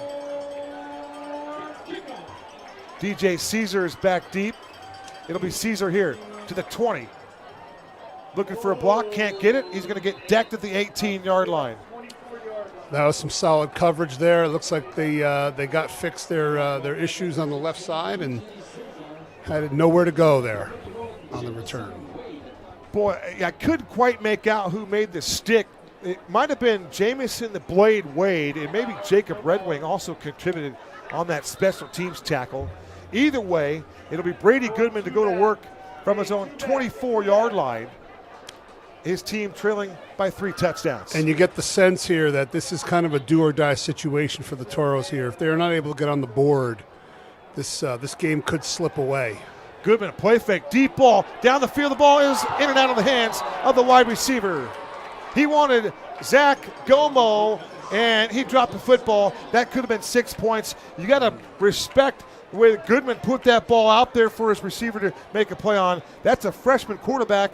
That's a good sign for Joe Germain and company. There's a lot of ways that you can goof that up as a quarterback, and you think it too much, you try to aim it too much. He just laid it out there for his guy to go get, and it looked like he had the leg to get there, just wasn't able to come up with a catch. For Gomo, the leading receiver on this team, 32 receptions for 686 yards. He's got 5 touchdowns, and he would have had a 6th had he held on to the football. So Goodman again operates from the 24-yard line. Mountain Lions showing blitz on the edge. They rush 4. Here they come. It's a handoff, and met in the backfield by Champ Jennings is their running back, Wilson Kerr. Wilson Kerr meet Champ Jennings. That was a great tackle, and he didn't shake his hand after he tackled him. I love it. That was outstanding work by the front 7 in this case for the Mountain Lions, but Champ Jennings continues to improve. Tackle number 150 for 42. Yeah, this is a big play here for the Toros. They have their big tight end split out here. I would imagine they're going to be looking to him to try to come up with this first down on 3rd and long. I should preface that's career tackle number 150 for Jennings. He's working on an 84 tackle campaign here tonight. Here comes Heydrich on the blitz. Hits the quarterback as he lets it go. The ball's going to be caught on the outside. Making the reception and breaking the tackle for the Toros. He's loose down the sideline. DJ Caesar, and finally he's going to be grabbed as he was chased from behind, and he's going to be caught right near the 30-yard line. Caesar making plays on both sides of the ball tonight. That was a big catch. I don't know how he got the ball off there. He was falling away. Somebody in his face. Great catch, and then a lot of yak. Unofficially 53 yards. I want to say Damasa got back to make the touchdown saving tackle. If it was TD, outstanding hustle to get back and defend the play. 1st and 10 for the Mountain Line, 32-yard line. Goodman out of the gun, back to throw, looks right from the pocket, throws right, and the ball is caught by Gomo at the 30 to the 25, and he's going to be forced out there by Caleb Heydrich, and Amit Dayton was also in on the hunt. Nothing like a big play to get your confidence and your quarterback up. It seems like the Toros are energized here and looking to punch it in. So Red Mountain going to have to play on their heels here just a little bit. That was a 9-yard pass play. Brady Goodman to Zach Gomo. For Gomo in the game last year at Red Mountain High School, he had 3 receptions for 23 yards. 3 wide receivers to the top of your screen. Here come the Mountain Lions. They show blitz. It's Mauderer, and Mauderer on the snap count was this close to getting to Goodman and taking him down. It looks like he was just a split second too early. We're talking a sliver. A sliver. A skosh. A scotch. Very good. Just a tiny bit. A little bit. Right? Not much. Wow. So Mauderer was there. It's a 5-yard encroachment penalty. And this is the best drive of the night for freshman quarterback Brady Goodman and the Joe Germain-led football team. It is costly, though, because it's a free first down, and you never want to give them away. Inside 5 to play in this 3rd quarter. Goodman flushed out of the pocket, rolls to the near side. His pass towards the end zone is incomplete. Yeah, a lot of pressure on him there. He wasn't going to be able to set his feet. Nobody was open. Good job defensively there to rein him in. One of those guys that's protecting Goodman up front on the offensive line is the 6'3", 270-pound all-region performer, and that is Sarai Candielli. Candielli, a 6A conference honorable mention player on the offensive line. He's a dude. He's out there working all night long trying to fend off this fierce front 7 for the Mountain Lions tonight. 21-0, clock stop with 4:44 to go. The tailback is Wilson Kerr. Snap back to Goodman. He scans the field from the pocket, lobs one towards the end zone. Ball's caught for a touchdown. Jackson Boyd Bowers with the receiving end on that one. And just when you thought that the Mountain Lions were going to take control of this football game, the Toros have clawed their way back in and scored, and we have ourselves a ball game. Goodman with the nice loft on that pass. Great touch with the football. And then Jackson Boyd Bowers, excellent route in the seam, and just got past the secondary and hauled that one in for his 3rd touchdown reception of the year. And for Brady Goodman, he was unleashed on that particular drive and picks up his 1st career touchdown pass for the freshman, Brady Goodman. You got a little muddle hole going on, and they were trying to pull a fast one. Coach Germain was. He had his kicker run down the sideline and line up out wide, hoping that they might not cover him. But the Mountain Lions are on top of it there. So here comes Lindbergh for the point after try. Snap back on the south. The left-footed kicker drills the point after try. Lindbergh is good. 4:39 to go in this 3rd quarter. Our new score, Red Mountain 21, Mountain View 7.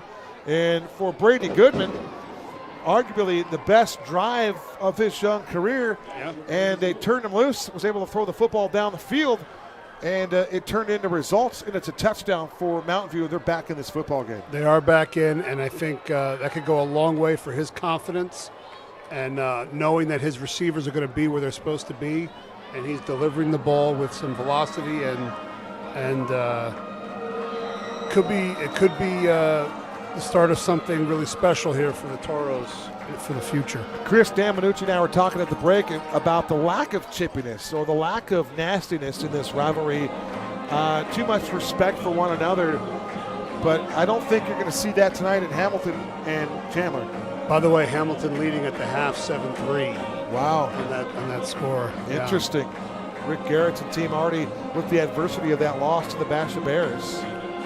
That would throw the rankings all out of whack, wouldn't it? Boy, it really would. The Huskies win. So Lindbergh on for the kick here. 2 touchdown ball game, back deep for Red Mountain. Jacoby Lane and Lennox Lawson. And the left-footed kick is going to kick it down to Lennox. He muffs it at the 1. He'll take it to the 10. Bounce it outside at the 15. Down outside that 20, 30, 40. And he'll tumble forward towards the 45-yard line. Lennox already has a 93-yard kickoff return for a touchdown. That happened week number 1. So Lennox can certainly take it the distance if you give him a chance. And Lennox will begin this second half with his first touch of the half with a nice little 40-plus yard return. It's a great way to start your drive, almost at the 50. Let's see if the Mountain Lions can capitalize on this. This would be the second series of the second half here for Red Mountain. And it's Carter Crispin with 3 wide receivers to work with on the wide side of the field. They run it to Edwards, puts on the brakes, turns it upfield, gets popped pretty good at the 45-yard line. And Jackson Boyd Bowers once again providing that stick on Gianni Edwards. Gianni did a good job of getting something out of nothing there. They had it pretty well roped in there, and he squirted through, was able to pick up 3 yards where there shouldn't have been any. Edwards 50 totes, 151 yards and a touchdown before that last carry. And for Gianni, his longest run of the season is 20 yards. 2nd and 6 from the 46-yard line for Carter Crispin. And there's movement up front. Chris, we continue to broadcast this game and want to mention one more time here. We mentioned it a couple times early, but if Red Mountain can win this game here in the East Valley region tonight against their arch rival, the Mountain View Toros, they would be 2022 East Valley region champions. And that's impressive considering the teams in that newly formed region. And that'd be quite a feather in Kyle Ender's cap his first year as the head coach. He would join his predecessor, Mike Peterson, to win the region in his first year as the coach. It's Edwards again, and he's going to get dumped over. Big-time hit provided by Riggs Metcalf. The 6'2", 175-pound sophomore stood up Gianni Edwards and got help from the cavalry and took Edwards down to the turf. Great defense there, led by that big boy Riggs Metcalf. Yeah, the Toros are committing 7 or 8 players now to the box to stop the run. Red Mountain's going to have to find some way to get them to back off. Jacoby's got single coverage, loft the ball down the middle of the field. The ball's caught, a sliding grab in the slot by Gunnar Moore. What a catch by Gunnar. That route has been open time and time again, and on that pass play, Carter Crispin to Gunnar Moore. Carter Crispin has become the all-time leading passer here at Red Mountain High School. Congratulations to Carter Crispin. It would be a pass play of 23 yards. Crispin to Gunnar Moore, and Carter Crispin stands alone. He's the all-time leading passer in Red Mountain High School history. Congratulations, CC. Yeah, it's a great job. Testament to how well how hard he's worked and how well he's progressed. And there's a pass in the flat, a swing pass to Lennox Lawson, and Lennox scoots up the numbers and picks up, again, big-time yardage. You're looking for chunk yardage? Get the ball in the hands of Lennox Lawson. Let's see if this one holds up. Penalty marker thrown on the field, and that's been the challenge here tonight for the Mountain Lions, is try to keep their hands to their waist side, and it looks like a personal foul has been assessed to the Mountain Lions, according to referee Scott Williams. And with 2:25 to go in this third quarter, the Mountain Lions will back up yet another 10 plus. So Dana Smith, the umpire, is going to put the rock down at the 45-yard line. And that's where Crispin gets to work from. He'll have a first down and 17. Bodie Wagner lines up to the near side. Jacoby started left, now he'll move to the right side. Gunnar Moore in the slot to the right. Gianni Edwards remains the tailback with Carter Crispin at quarterback, working from the pistol formation. 2:11 to go in the third quarter as Carter Crispin moves the position of Gianni Edwards. They give it to Gianni. Gianni trying to run to the right side, and they just take him down. Working side to side is Jackson Boyd Bowers along with Tavita Tasse, and those two guys combine on the stop, and Gianni Edwards nothing doing. Yeah, and it looked like Crispin didn't have full control of that ball when he went to hand it off. It looked like it was a little wobbly. So again, ball control and just being able to handle the snap and the exchange, very critical in these types of situations. So it'll bring up a second down, and it remains 17 after the no gain. Lane to the top of your screen, Bodie Wagner to the near side. This is a run play again, and this is Mauter, and the ball is loose. Coming away with the football for the Toros is Quentin Howard. And for Carson Mauter, he puts the ball on the carpet, and that is an unforced error for Red Mountain. Credit the Toros to get their hands in there, but I'm not sure that Carson had the ball firmly in his hands after the give from Crispin, but that is a tough time to turn the rock over here in this type of game. And as we were talking at halftime, in a rivalry game, it's never over. Anything can happen, and you're seeing it unfold right here. If the Toros were able to go down and score on this drive, that completely changes the complexion of this football game. Goodman dumps off a pass out in the flat, making a move, and beating the defender was Wilson Kerr. And Wilson Kerr will pick up 6 yards on the screen pass from Brady Goodman. And with some extra life on the takeaway, the Mountain View Toros are threatening to move the football into Red Mountain territory here inside the final 60 seconds of quarter number 3. And you got to wonder, how many yards and scores have we taken off the board due to penalties tonight? That certainly seems to be a thorn in the side of the Mountain Lions, is the penalties on big scoring plays and big gainers. Goodman's pass intended for Bowers over the middle, broken up by the blade. Jamison Wade in the middle being disruptive, and you look at that young man and just think, just a freshman. Champ Jennings, one of those incredible players for Red Mountain, just a junior. Those two guys are going to be good. Yeah, for sure. The future's bright. Carson Mauter, just a junior. Kyle Andrews has some dudes coming back. Third down and 5 from the 46-yard line. Working out of the gun, long count for Goodman. Snap is back. Here comes the pressure, and the pass is dumped over the middle and then blown up. Champ Jennings left no doubt as he destroyed Mikey Sumko. And for Jennings, you look at what he's playing with, 6'3", 202, put the thump on Mikey Sumko, 6'2", 175. And, man. He was able to separate the defender from the football, and that's a big – and they're going for here on fourth down, Kev. This is surprising at this juncture in the game. That was Mitchell Fright Night Friedman-esque right there. Ball separation at its finest. 24.9 to go. Joe Germain rolling the dice here. 4th and 5 from their own 46-yard line. ISO cam on Bowers. Bowers. I imagine they're going to try to get him the football over the middle. He's in the slot to the left. DeMassa showing blitz to the edge to the near side. Here he comes. They want Goodman. Here comes Demassa. The pass is broken up.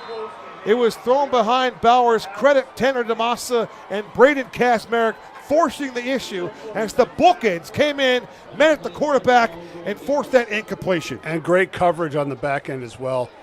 Even if they had thrown it to the right spot, I don't think he would have been able to come up with it. There was a guy behind and in front of him. Great defensive pressure called by Coach Enders on that series. And Red Mountain gets the football back with 20 seconds to go, and they maintain their 2-touchdown lead here in this rivalry football game.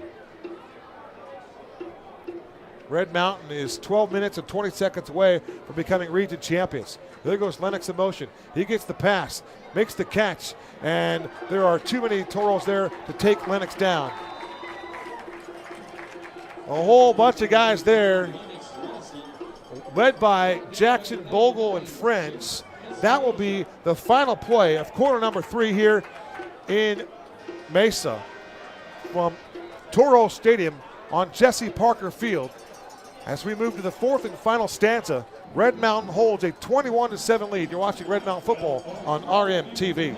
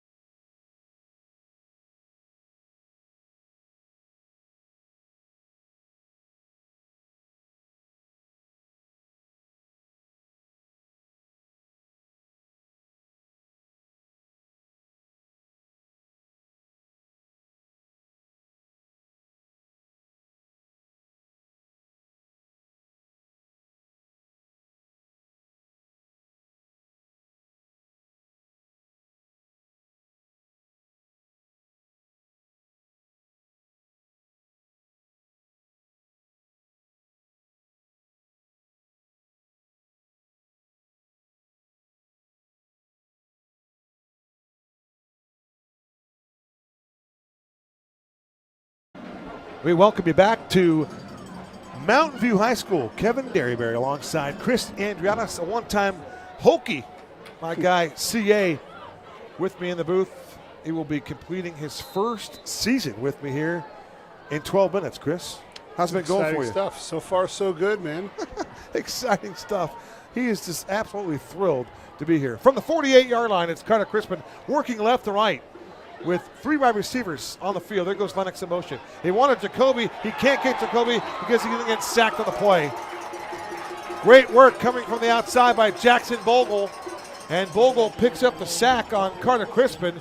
And had Carter had any kind of time, he would have found Jacoby Lane streaking down the near boundary all by his lonesome. So the Toros changed it up on him there. Normally your linebacker does what's called a blitz peel on a back out of the backfield, and they swapped it with the end, and Bowers peeled with the back, and the backer blitzed, and there was nowhere to go. There was no check down for Crispin to throw to. And now here comes Kyle Heap. Will take this 3rd down snap. 3rd down and a cab ride. Setting up a screen to Skidmore. Makes the catch, looking for blockers. He's got nowhere to go. The Toros are going to force a punt. That was a great grab by Skidmore going up and getting it. Unfortunately, it just took too long to develop, and the defenders were able to get there and rally to the football. Dominic Gerard, DJ Caesar, and Jackson Bogle all there simultaneously to put the clamps on Cannon Skidmore. And back deep to receive this punt for Mountain View is Dominic Gerard, a 5'9", 150-pound sophomore. It'll be Matter in punt formation here for Red Mountain. He stands at the 23-yard line. 10:31 to go. 2-touchdown lead for Red Mountain. So the question is 21 points going to be enough to win this football game for the Mountain Lions? Will the offense have to answer the bell? Good pump by Mouter. It'll be touchdown at the 26-yard line. And the Toros get the football back. And as we'll be talking about a lot moving forward, the quarterback situation here for Mountain View with Brady Goodman. He looks to be playing the part tonight, playing pretty well. Jack Germain is just a junior, again, coming off an ACL tear. So Jack, if everything goes well for him, successful surgery, whatnot, would be in line to compete for that starting job again next year, as he would be a senior, the coach's son. But you just look at the position for the Toros, and it might now be a position of strength. You can never have too many good quarterbacks on your football team, that's for sure. Facts. And the backfield is Jackson Bogle. He's to the right in this pistol formation.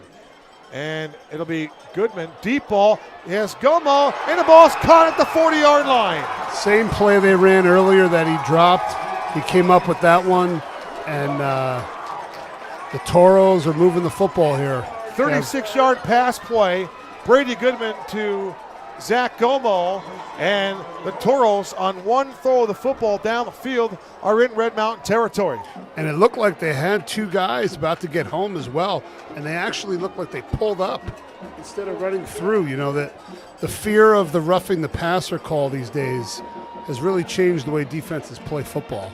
Ammon Dayton back there defensively for the Mountain Lions. Here comes the blitz, and I think Heydrich jumped again. Unfortunately, the chainsaw got fired up and started to cut before they were allowing that to happen. So it'll be encroachment against the Mountain Lions here. Here's Scott Williams. The Red Mountain Pep Band made their way here, or that is the Red Mountain Band, actually. Good crowd here, great representation for the Red Sea, as they are here and they are representing. Goodman to the air, sets up a screen, and it's batted down by the Tasmanian Devil. 99 back there putting up the mitts. Give him a pass defense. And for Cass Merrick, if he can do that, he needs to do it over and over again, because that is disruptive. If he did not do that, I think Bowers might have walked in, because he had about 7 blockers out in front of him. A lot of real estate in front of him. Clock stopped with 9:40 to go. 21-7, Mountain Lions have the lead, but the Toros are on the march after a punt. 2nd and 5 for the 34-yard line for Brady Goodman and company. Back to throw, looking right, firing right, and the ball is too tall. It was in and out of the hands of Wilson Kerr, but Chris, let's be honest, Wilson Kerr's got to catch that football. Oh, yeah. There's no reason he shouldn't come down with that. Unfortunately, you see it happen quite often with high school players or even upper-level players. You start running before you have the ball, and you turn around, you realize you no longer have it. Zach Gomo lines up to the near side. In the slot to the left is Jackson Boyd Bowers. Tell you what, JBB, the BYU commit, he's going to sleep good tonight. He's played most of this game on both sides of the ball, and he's been dominant. Yeah, he's definitely making a mark on this football game for sure. Long count for the freshman. He throws, and the ball is complete outside. That's a first down catch. Tanner DeMassa is holding on for dear life. He gets the tackle. Making the catch is DJ Caesar. And for DJ Caesar, throughout this game, collectively, he's made a handful of plays. Yeah, he's on both sides of the ball. He's making plays. He broke up that big pass on Jacoby down here on the sideline earlier in the first half. His 14th catch of the season. 9:11 to go in this football game. It's a run play, and running right up the middle is Wilson Kerr.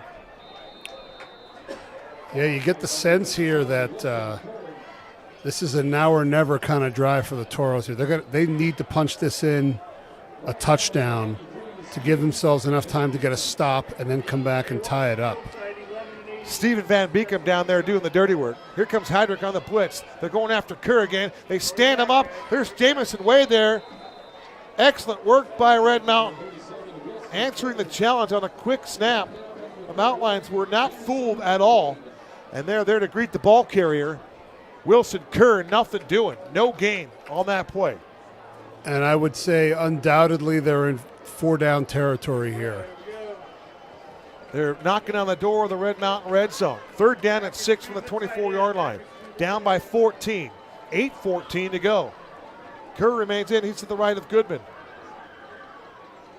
Snap back. He's got Bowers. The ball is nearly intercepted. Correction, the intended target was Hod Marks. And I believe It was that Heydrich. 44, Caleb Heydrich, had one right there in the oven. And that was too hot to handle. I think he didn't realize the ball was going to go where it did. And all of a sudden it's in his chest and he's like, oh. When you see a guy like TJ Watt pick up a ball,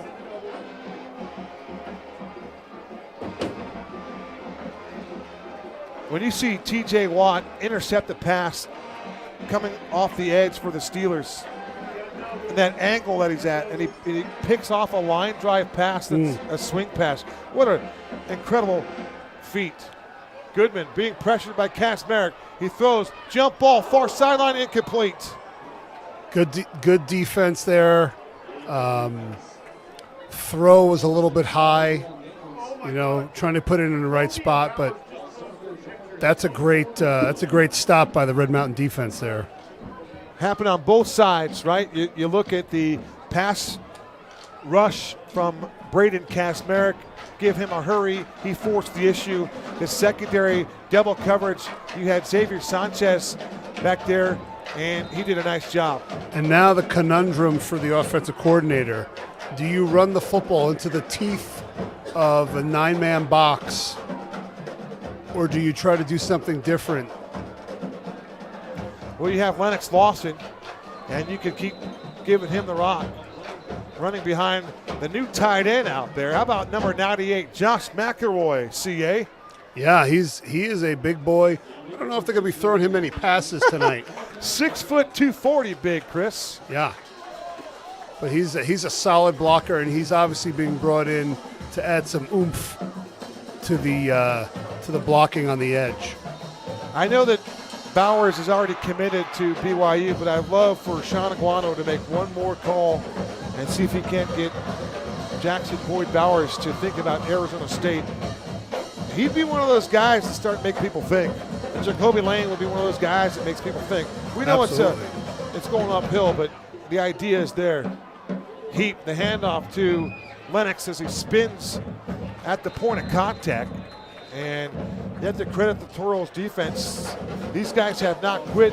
I'm impressed with the way that Mountain View has played tonight's football game. On paper, Chris, it looked like a game that Red Mountain could just come in here and destroy the Toros, but they have really answered this rivalry challenge tonight. They absolutely have. And, as in every game, it's about individual matchups and whether you can exploit them or not. And I think there's enough of those matchups here where the Toros were able to hang around.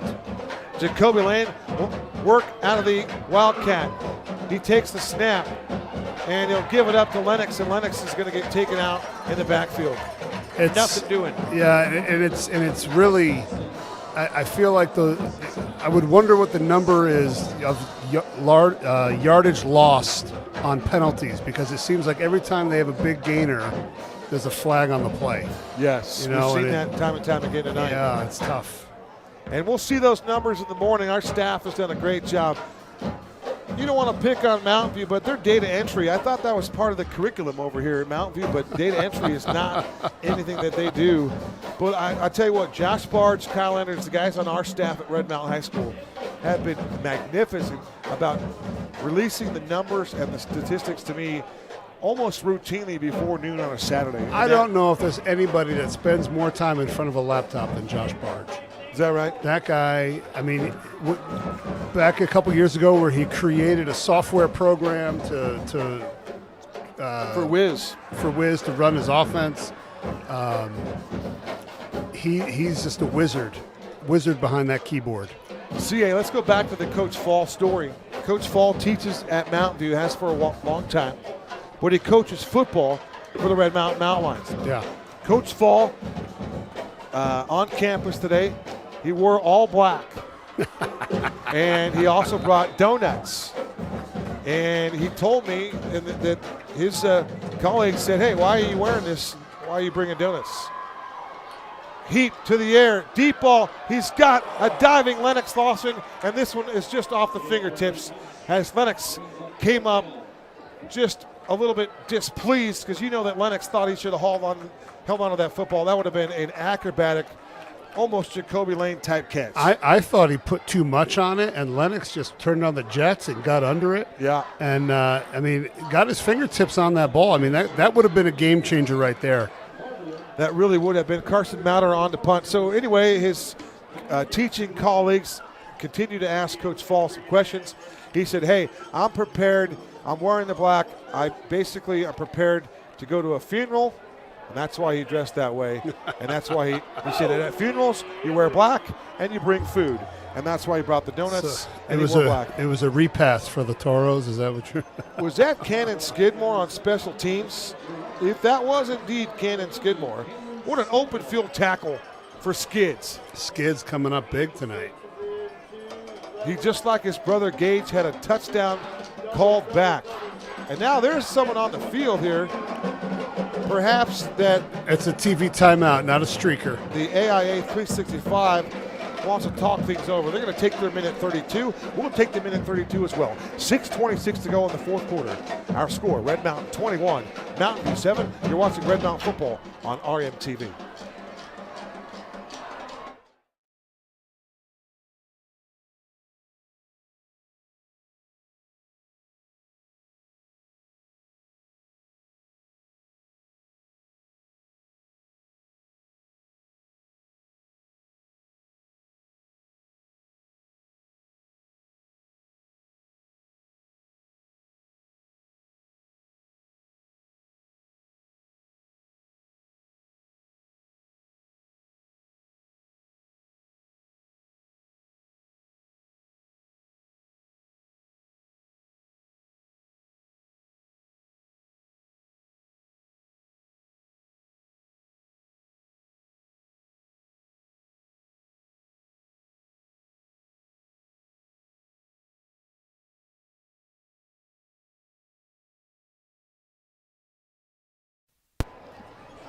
Welcome back to Toro Stadium, the home of the Mountain View Toros on Jesse Parker Field.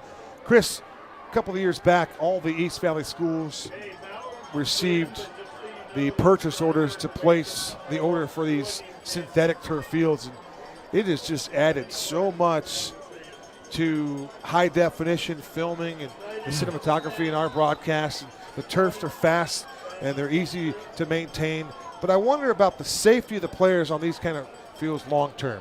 I've seen a lot more slipping this year than I have in years past that I never saw on grass. There is Kerr, the ball carrier, and he runs into Carson Mauter and Caleb Heydrich and friends. Those two guys getting it done on the chainsaw out there, cutting people up and logging, if you will. We're not sure how the Heydrichs like that, if they do like that. By the way, a special thank you to, I want to say, Mr. Egan, watching tonight's game from home in Mesa. Appreciate your kind words on the broadcast tonight. Hit us with the roll call tag. Where are you watching tonight's game from? Globally. Goodman to the air. His pass outside. It's batted down. And who got him again? Braden, the Casmanian Devil, Kasmerick, got there. The bounce pass never works. It doesn't.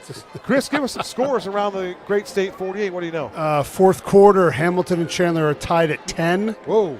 And also in the fourth quarter, Sal Point and Queen Creek are tied at 6. Wow. A lot of significance in the East Valley region with that game. 6-6 in the fourth quarter. How about those defenses? And for Red Mountain, they took victories away from those two teams, Queen Creek and Goodman to the outside. Ball is caught. They're going to get a roughing the passer call. Well, that ball hung up for a long time for Goodman. He definitely took a shot. Making the catch was Mikey Semko. Good to see him back in the game.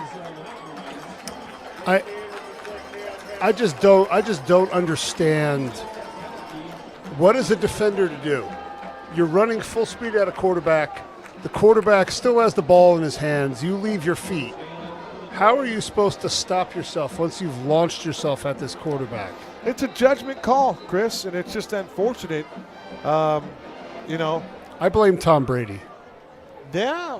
I don't know who to blame on that one. I just think it's a judgment call, and sometimes they need to let them play. These guys are tremendous athletes, just tremendous. It's dumped off to Kerr in the flat, and Kerr gets crushed by Mr. Albee. Mr. Albee, meet Wilson Kerr.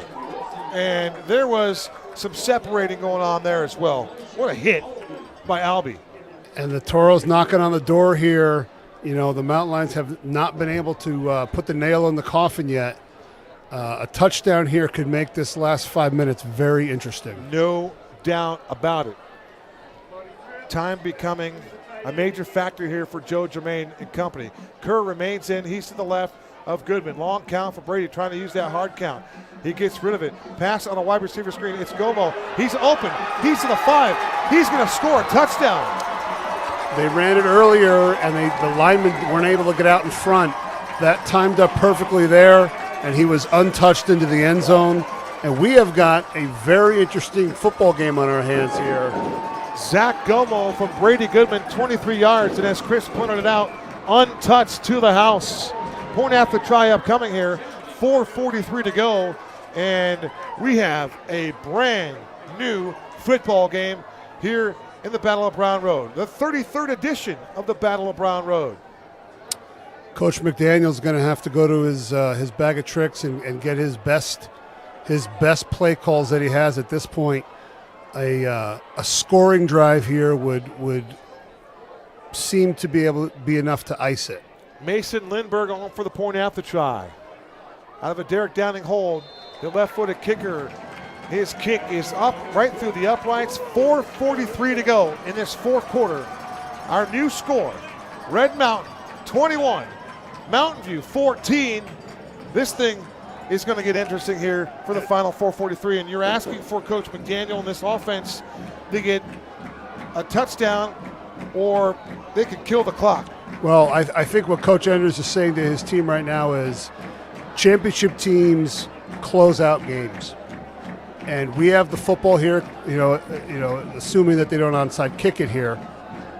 We have the football. You go down and score. You control your destiny. You take control of the football game and you ice it. And let's be honest, Chris, in this kind of game, you have to watch out for that potential onside kick. You have to be prepared for a potential onside kick. And I would imagine they had that conversation just a moment ago. I see a lot of hands guys out there in the front. Gunnar Moore's up there, Caleb Heydrich, Cannon Skidmore, Jacoby. Kyle Enders is playing this chess match exactly the way he's supposed to. And he still has his queen and bishop and 2 knights.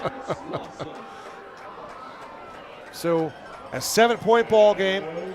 The Mountain Lion offense is going to be asked to win this game. The defense played well enough to win last week against Highland, and they're playing well enough to win here again. And this kick's going to go out of bounds. So Lindbergh's kick, he bends it around much like he's trying to score a goal into the upper right-hand corner of the goal. And that ball goes out of bounds. Advantage Red Mountain. They're going to get excellent field position. They'll start this drive from the 35-yard line. Let's see where they spot the ball, CA. It should be the 35, yeah. Yeah, they're on the 30. I don't know why they're going back towards the 20. Making me think. Is Dana Smith, the umpire, will put this ball in play. Dana Smith, a long-time AIA umpire. Saw him at the Fall League baseball game just a few days ago. Also, are they playing Christmas music right now? It sounds like it. Come on, folks. We haven't even hit Thanksgiving yet. I think it starts now, Chris. Yeah. You have to tune it out. My daughter told me today that Christmas is a season, Thanksgiving is just a day. Okay, so it's going to be Heap, puts the ball in the hands of Lennox Lawson, and he's got nothing doing. And now things are starting to get interesting. For one, Kyle Heap's at quarterback, and 2, that's another loss for Lennox Lawson. Yeah, and I think Coach McDaniel's playing the the clock game here and just trying to run off as much time as possible. Kevin put on the moves up here. If only we had the camera up here tonight. Can't do you it. You guys would be seeing some fancy footwork. Loss of 5. Kyle Heap remains in. 2nd and 15 for the 30. Mountain Lions are going to have to throw it, and Kyle Heap gets the 5 right back, using the hard count masterfully.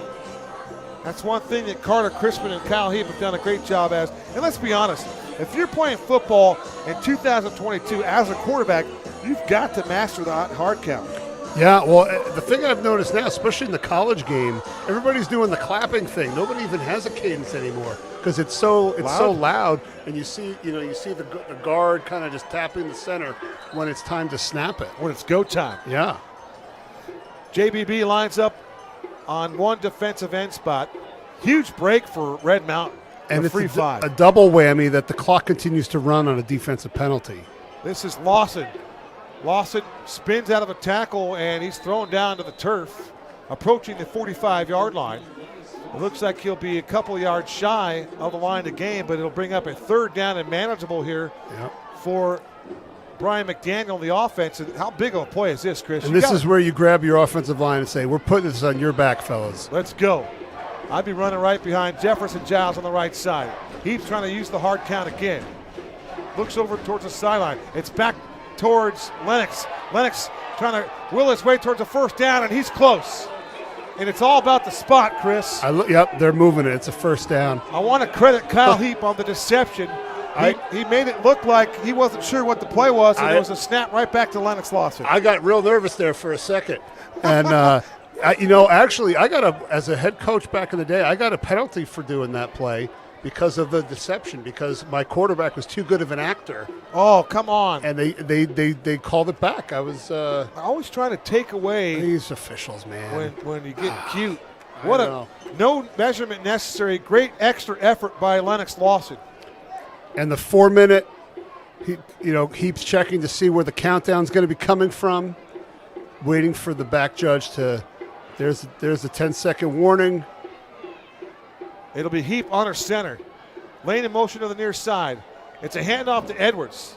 Edwards running right. And Edwards just runs for a power run of 5 yards. And that's exactly what this offensive line needed to do. Running on that right side, you're going to go behind Weston Hancock and Jefferson Giles. Makes a lot of sense to me, Chris. Absolutely. And I love the 4-minute mode, running the clock down as far as possible here. And I believe, if my calculations are correct, 2 more 1st downs would ice it, possibly even 1. Chris, although the Toros still have 2 timeouts. You're working some higher math right there, and you told me that was not your trait, your skill set. I'm spitballing it here, Kev. I'm not really sure. 2nd and 5 from the 50-yard line. It's Heap under center. The handoff to Matterer. Matterer is close to another 1st down, and I think he's going to get it. And I like him giving Matterer the ball here after the fumble, saying, we still believe in you, kiddo.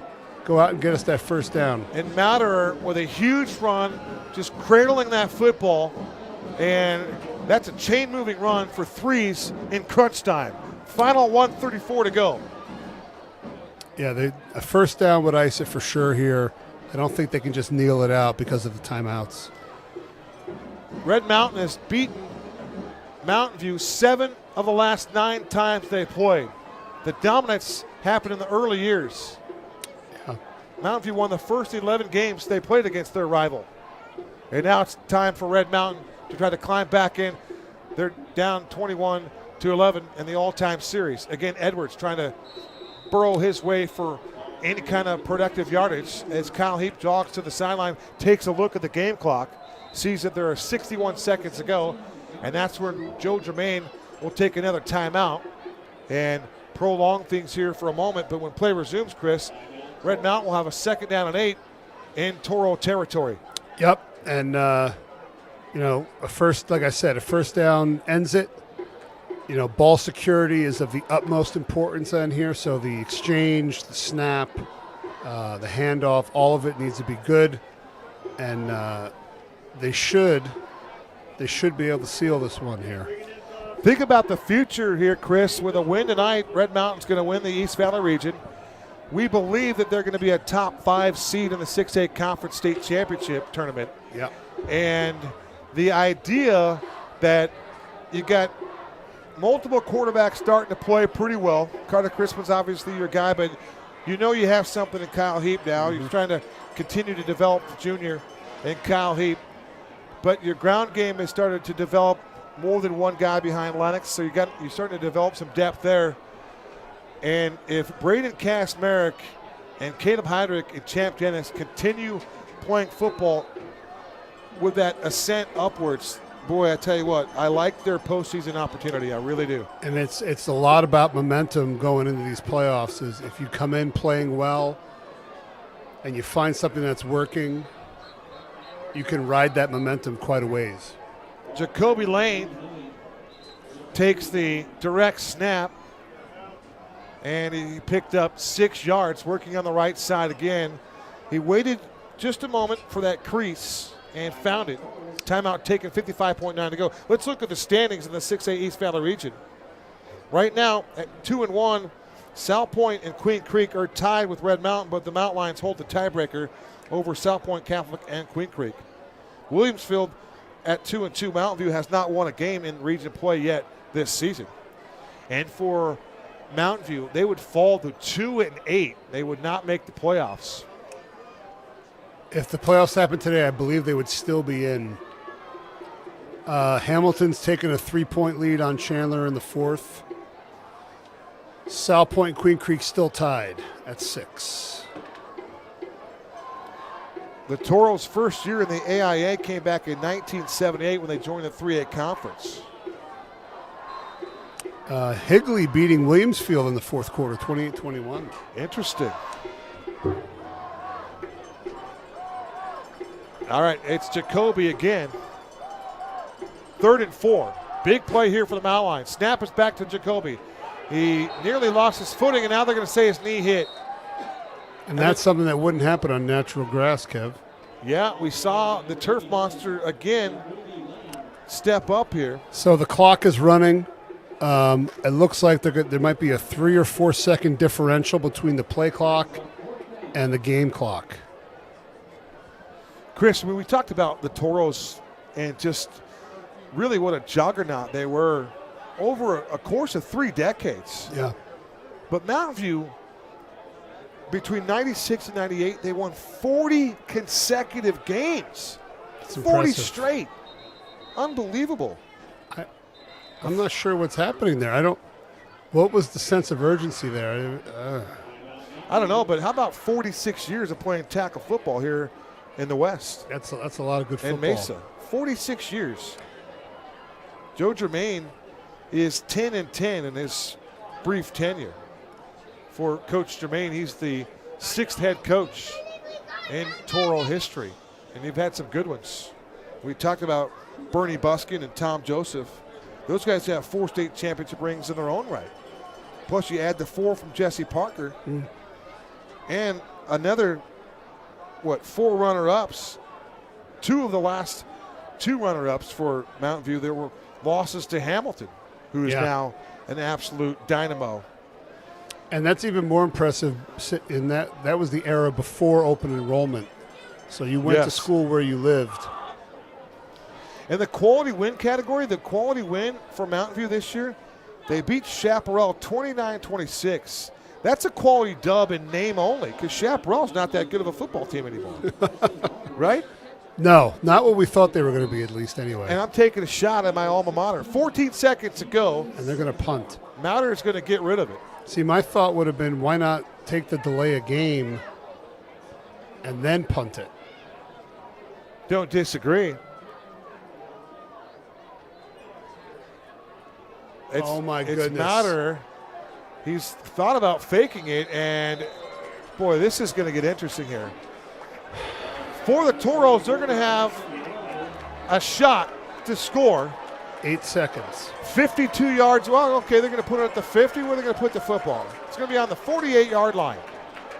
And I'm not sure what happened there either, but it seemed like that special teams was botched in some way. It looked like Mouter had the green light, and if there was a crease and he could exploit that crease, the idea would you better be sure that you could get there. And they did it, I can't remember what game it was, but it was 3 or 4 weeks ago they did it and were successful, and maybe they've just gone to the well too many times in that situation. You better defend Zach Gomo. He's at the top of your screen. 4 wide receivers here for Goodman. Goodman's pass to the near side. It's going to be caught. Penalty marker comes in. Mikey Sumko caught the pass. And from my vantage point here, Chris, it looked like Sanchez bumped the receiver well beyond the 5 yards. So I think it's going to be pass interference against Red Mountain. And here's where you got to be careful. You don't want to shorten this field up to where Goodman can make the throw into the end zone and anything can happen with 2.9 seconds to go. Well, I think in the big scheme of things, you'd probably rather have a penalty than a touchdown. And the clock, they're not going to put time back on that clock. So, I mean, realistically, this is the last play of the football game. The ball will be placed on the 37-yard line, and that is where Brady Goodman will get to operate from. I would expect Enders to take a timeout here and get his defense lined up the way he wants after seeing the look, and there it is. And now Andes will take the timeout. In fact, Jacoby Lane's lined up at safety, along with Xavier Sanchez and Eli Albee. But one final move for Joe Germain, and perhaps one final move of check for Red Mountain. Yeah, I would assume a jump ball situation in the end zone is what you're going to try to do. Perhaps a moving pocket, get your quarterback on the move so he can buy time if he needs to. How big is the pass rush on a play like this? Well, it's a little scary, being that we just had a roughing the passer 3 plays ago. I don't know. I think maybe you want to more so hem him in, maybe get a hand up and bat a ball than a sack, although a sack you'll take it, but not at the expense of getting a penalty.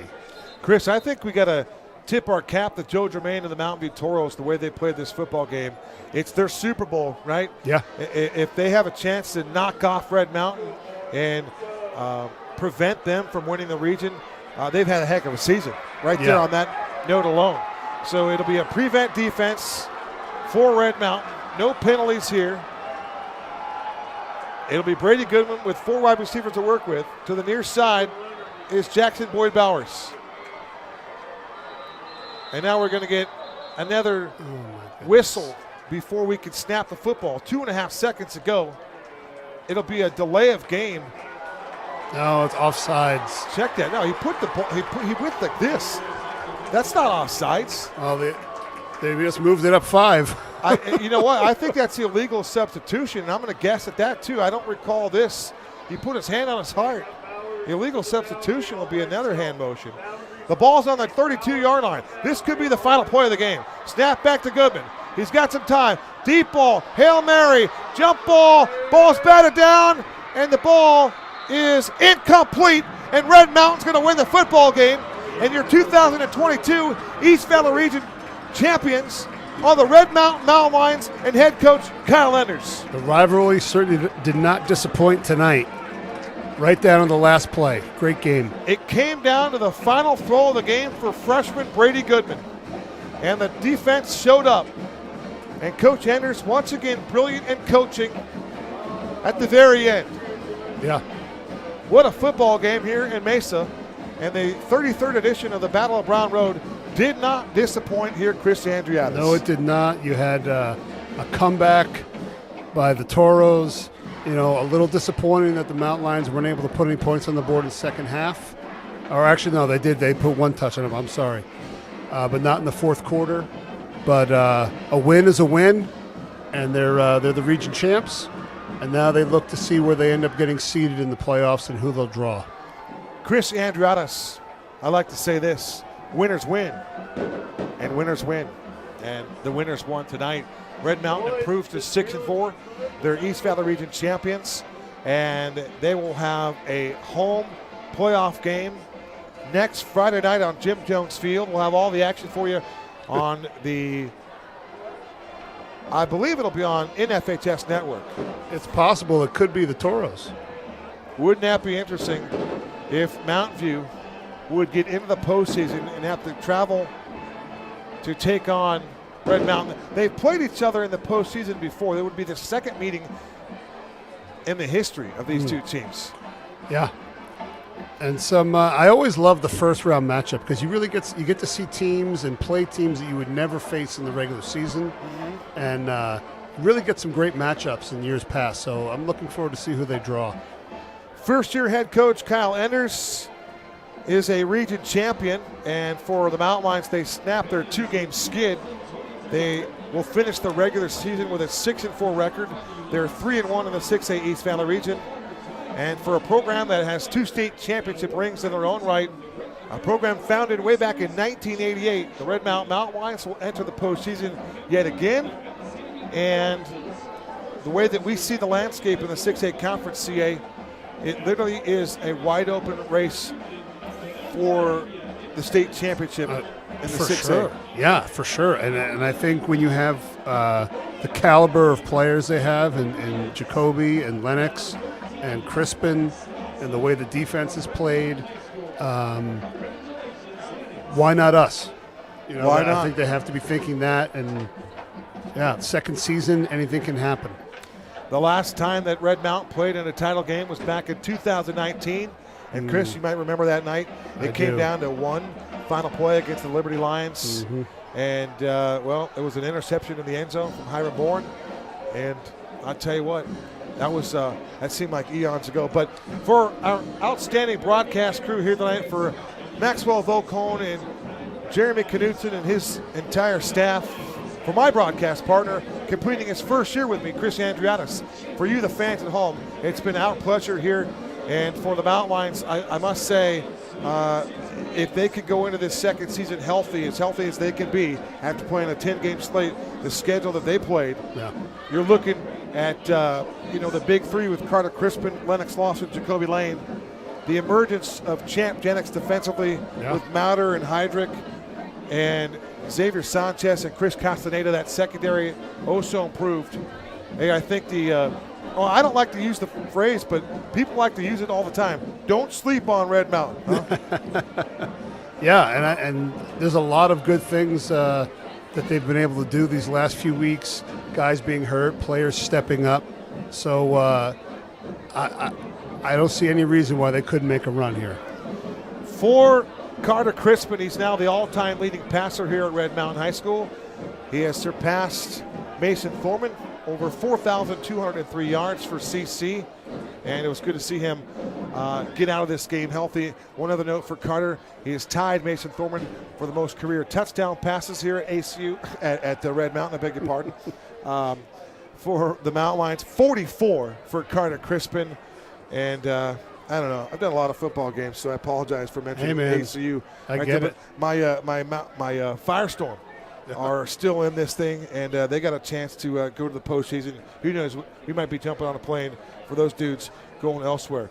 For Chris Andriatis, I'm Kevin Derryberry. Our final score here in the 33rd edition of the Battle of Brown Road, Red Mountain wins it 21-14, and the all-time series now favors Mountain View, 21 wins and 12 losses. Until next time, so long for now. Great physical health accompanied by lifelong mental health is what we all strive for. Remember, it takes one conversation to make an impact or make a difference in someone's life. Good night.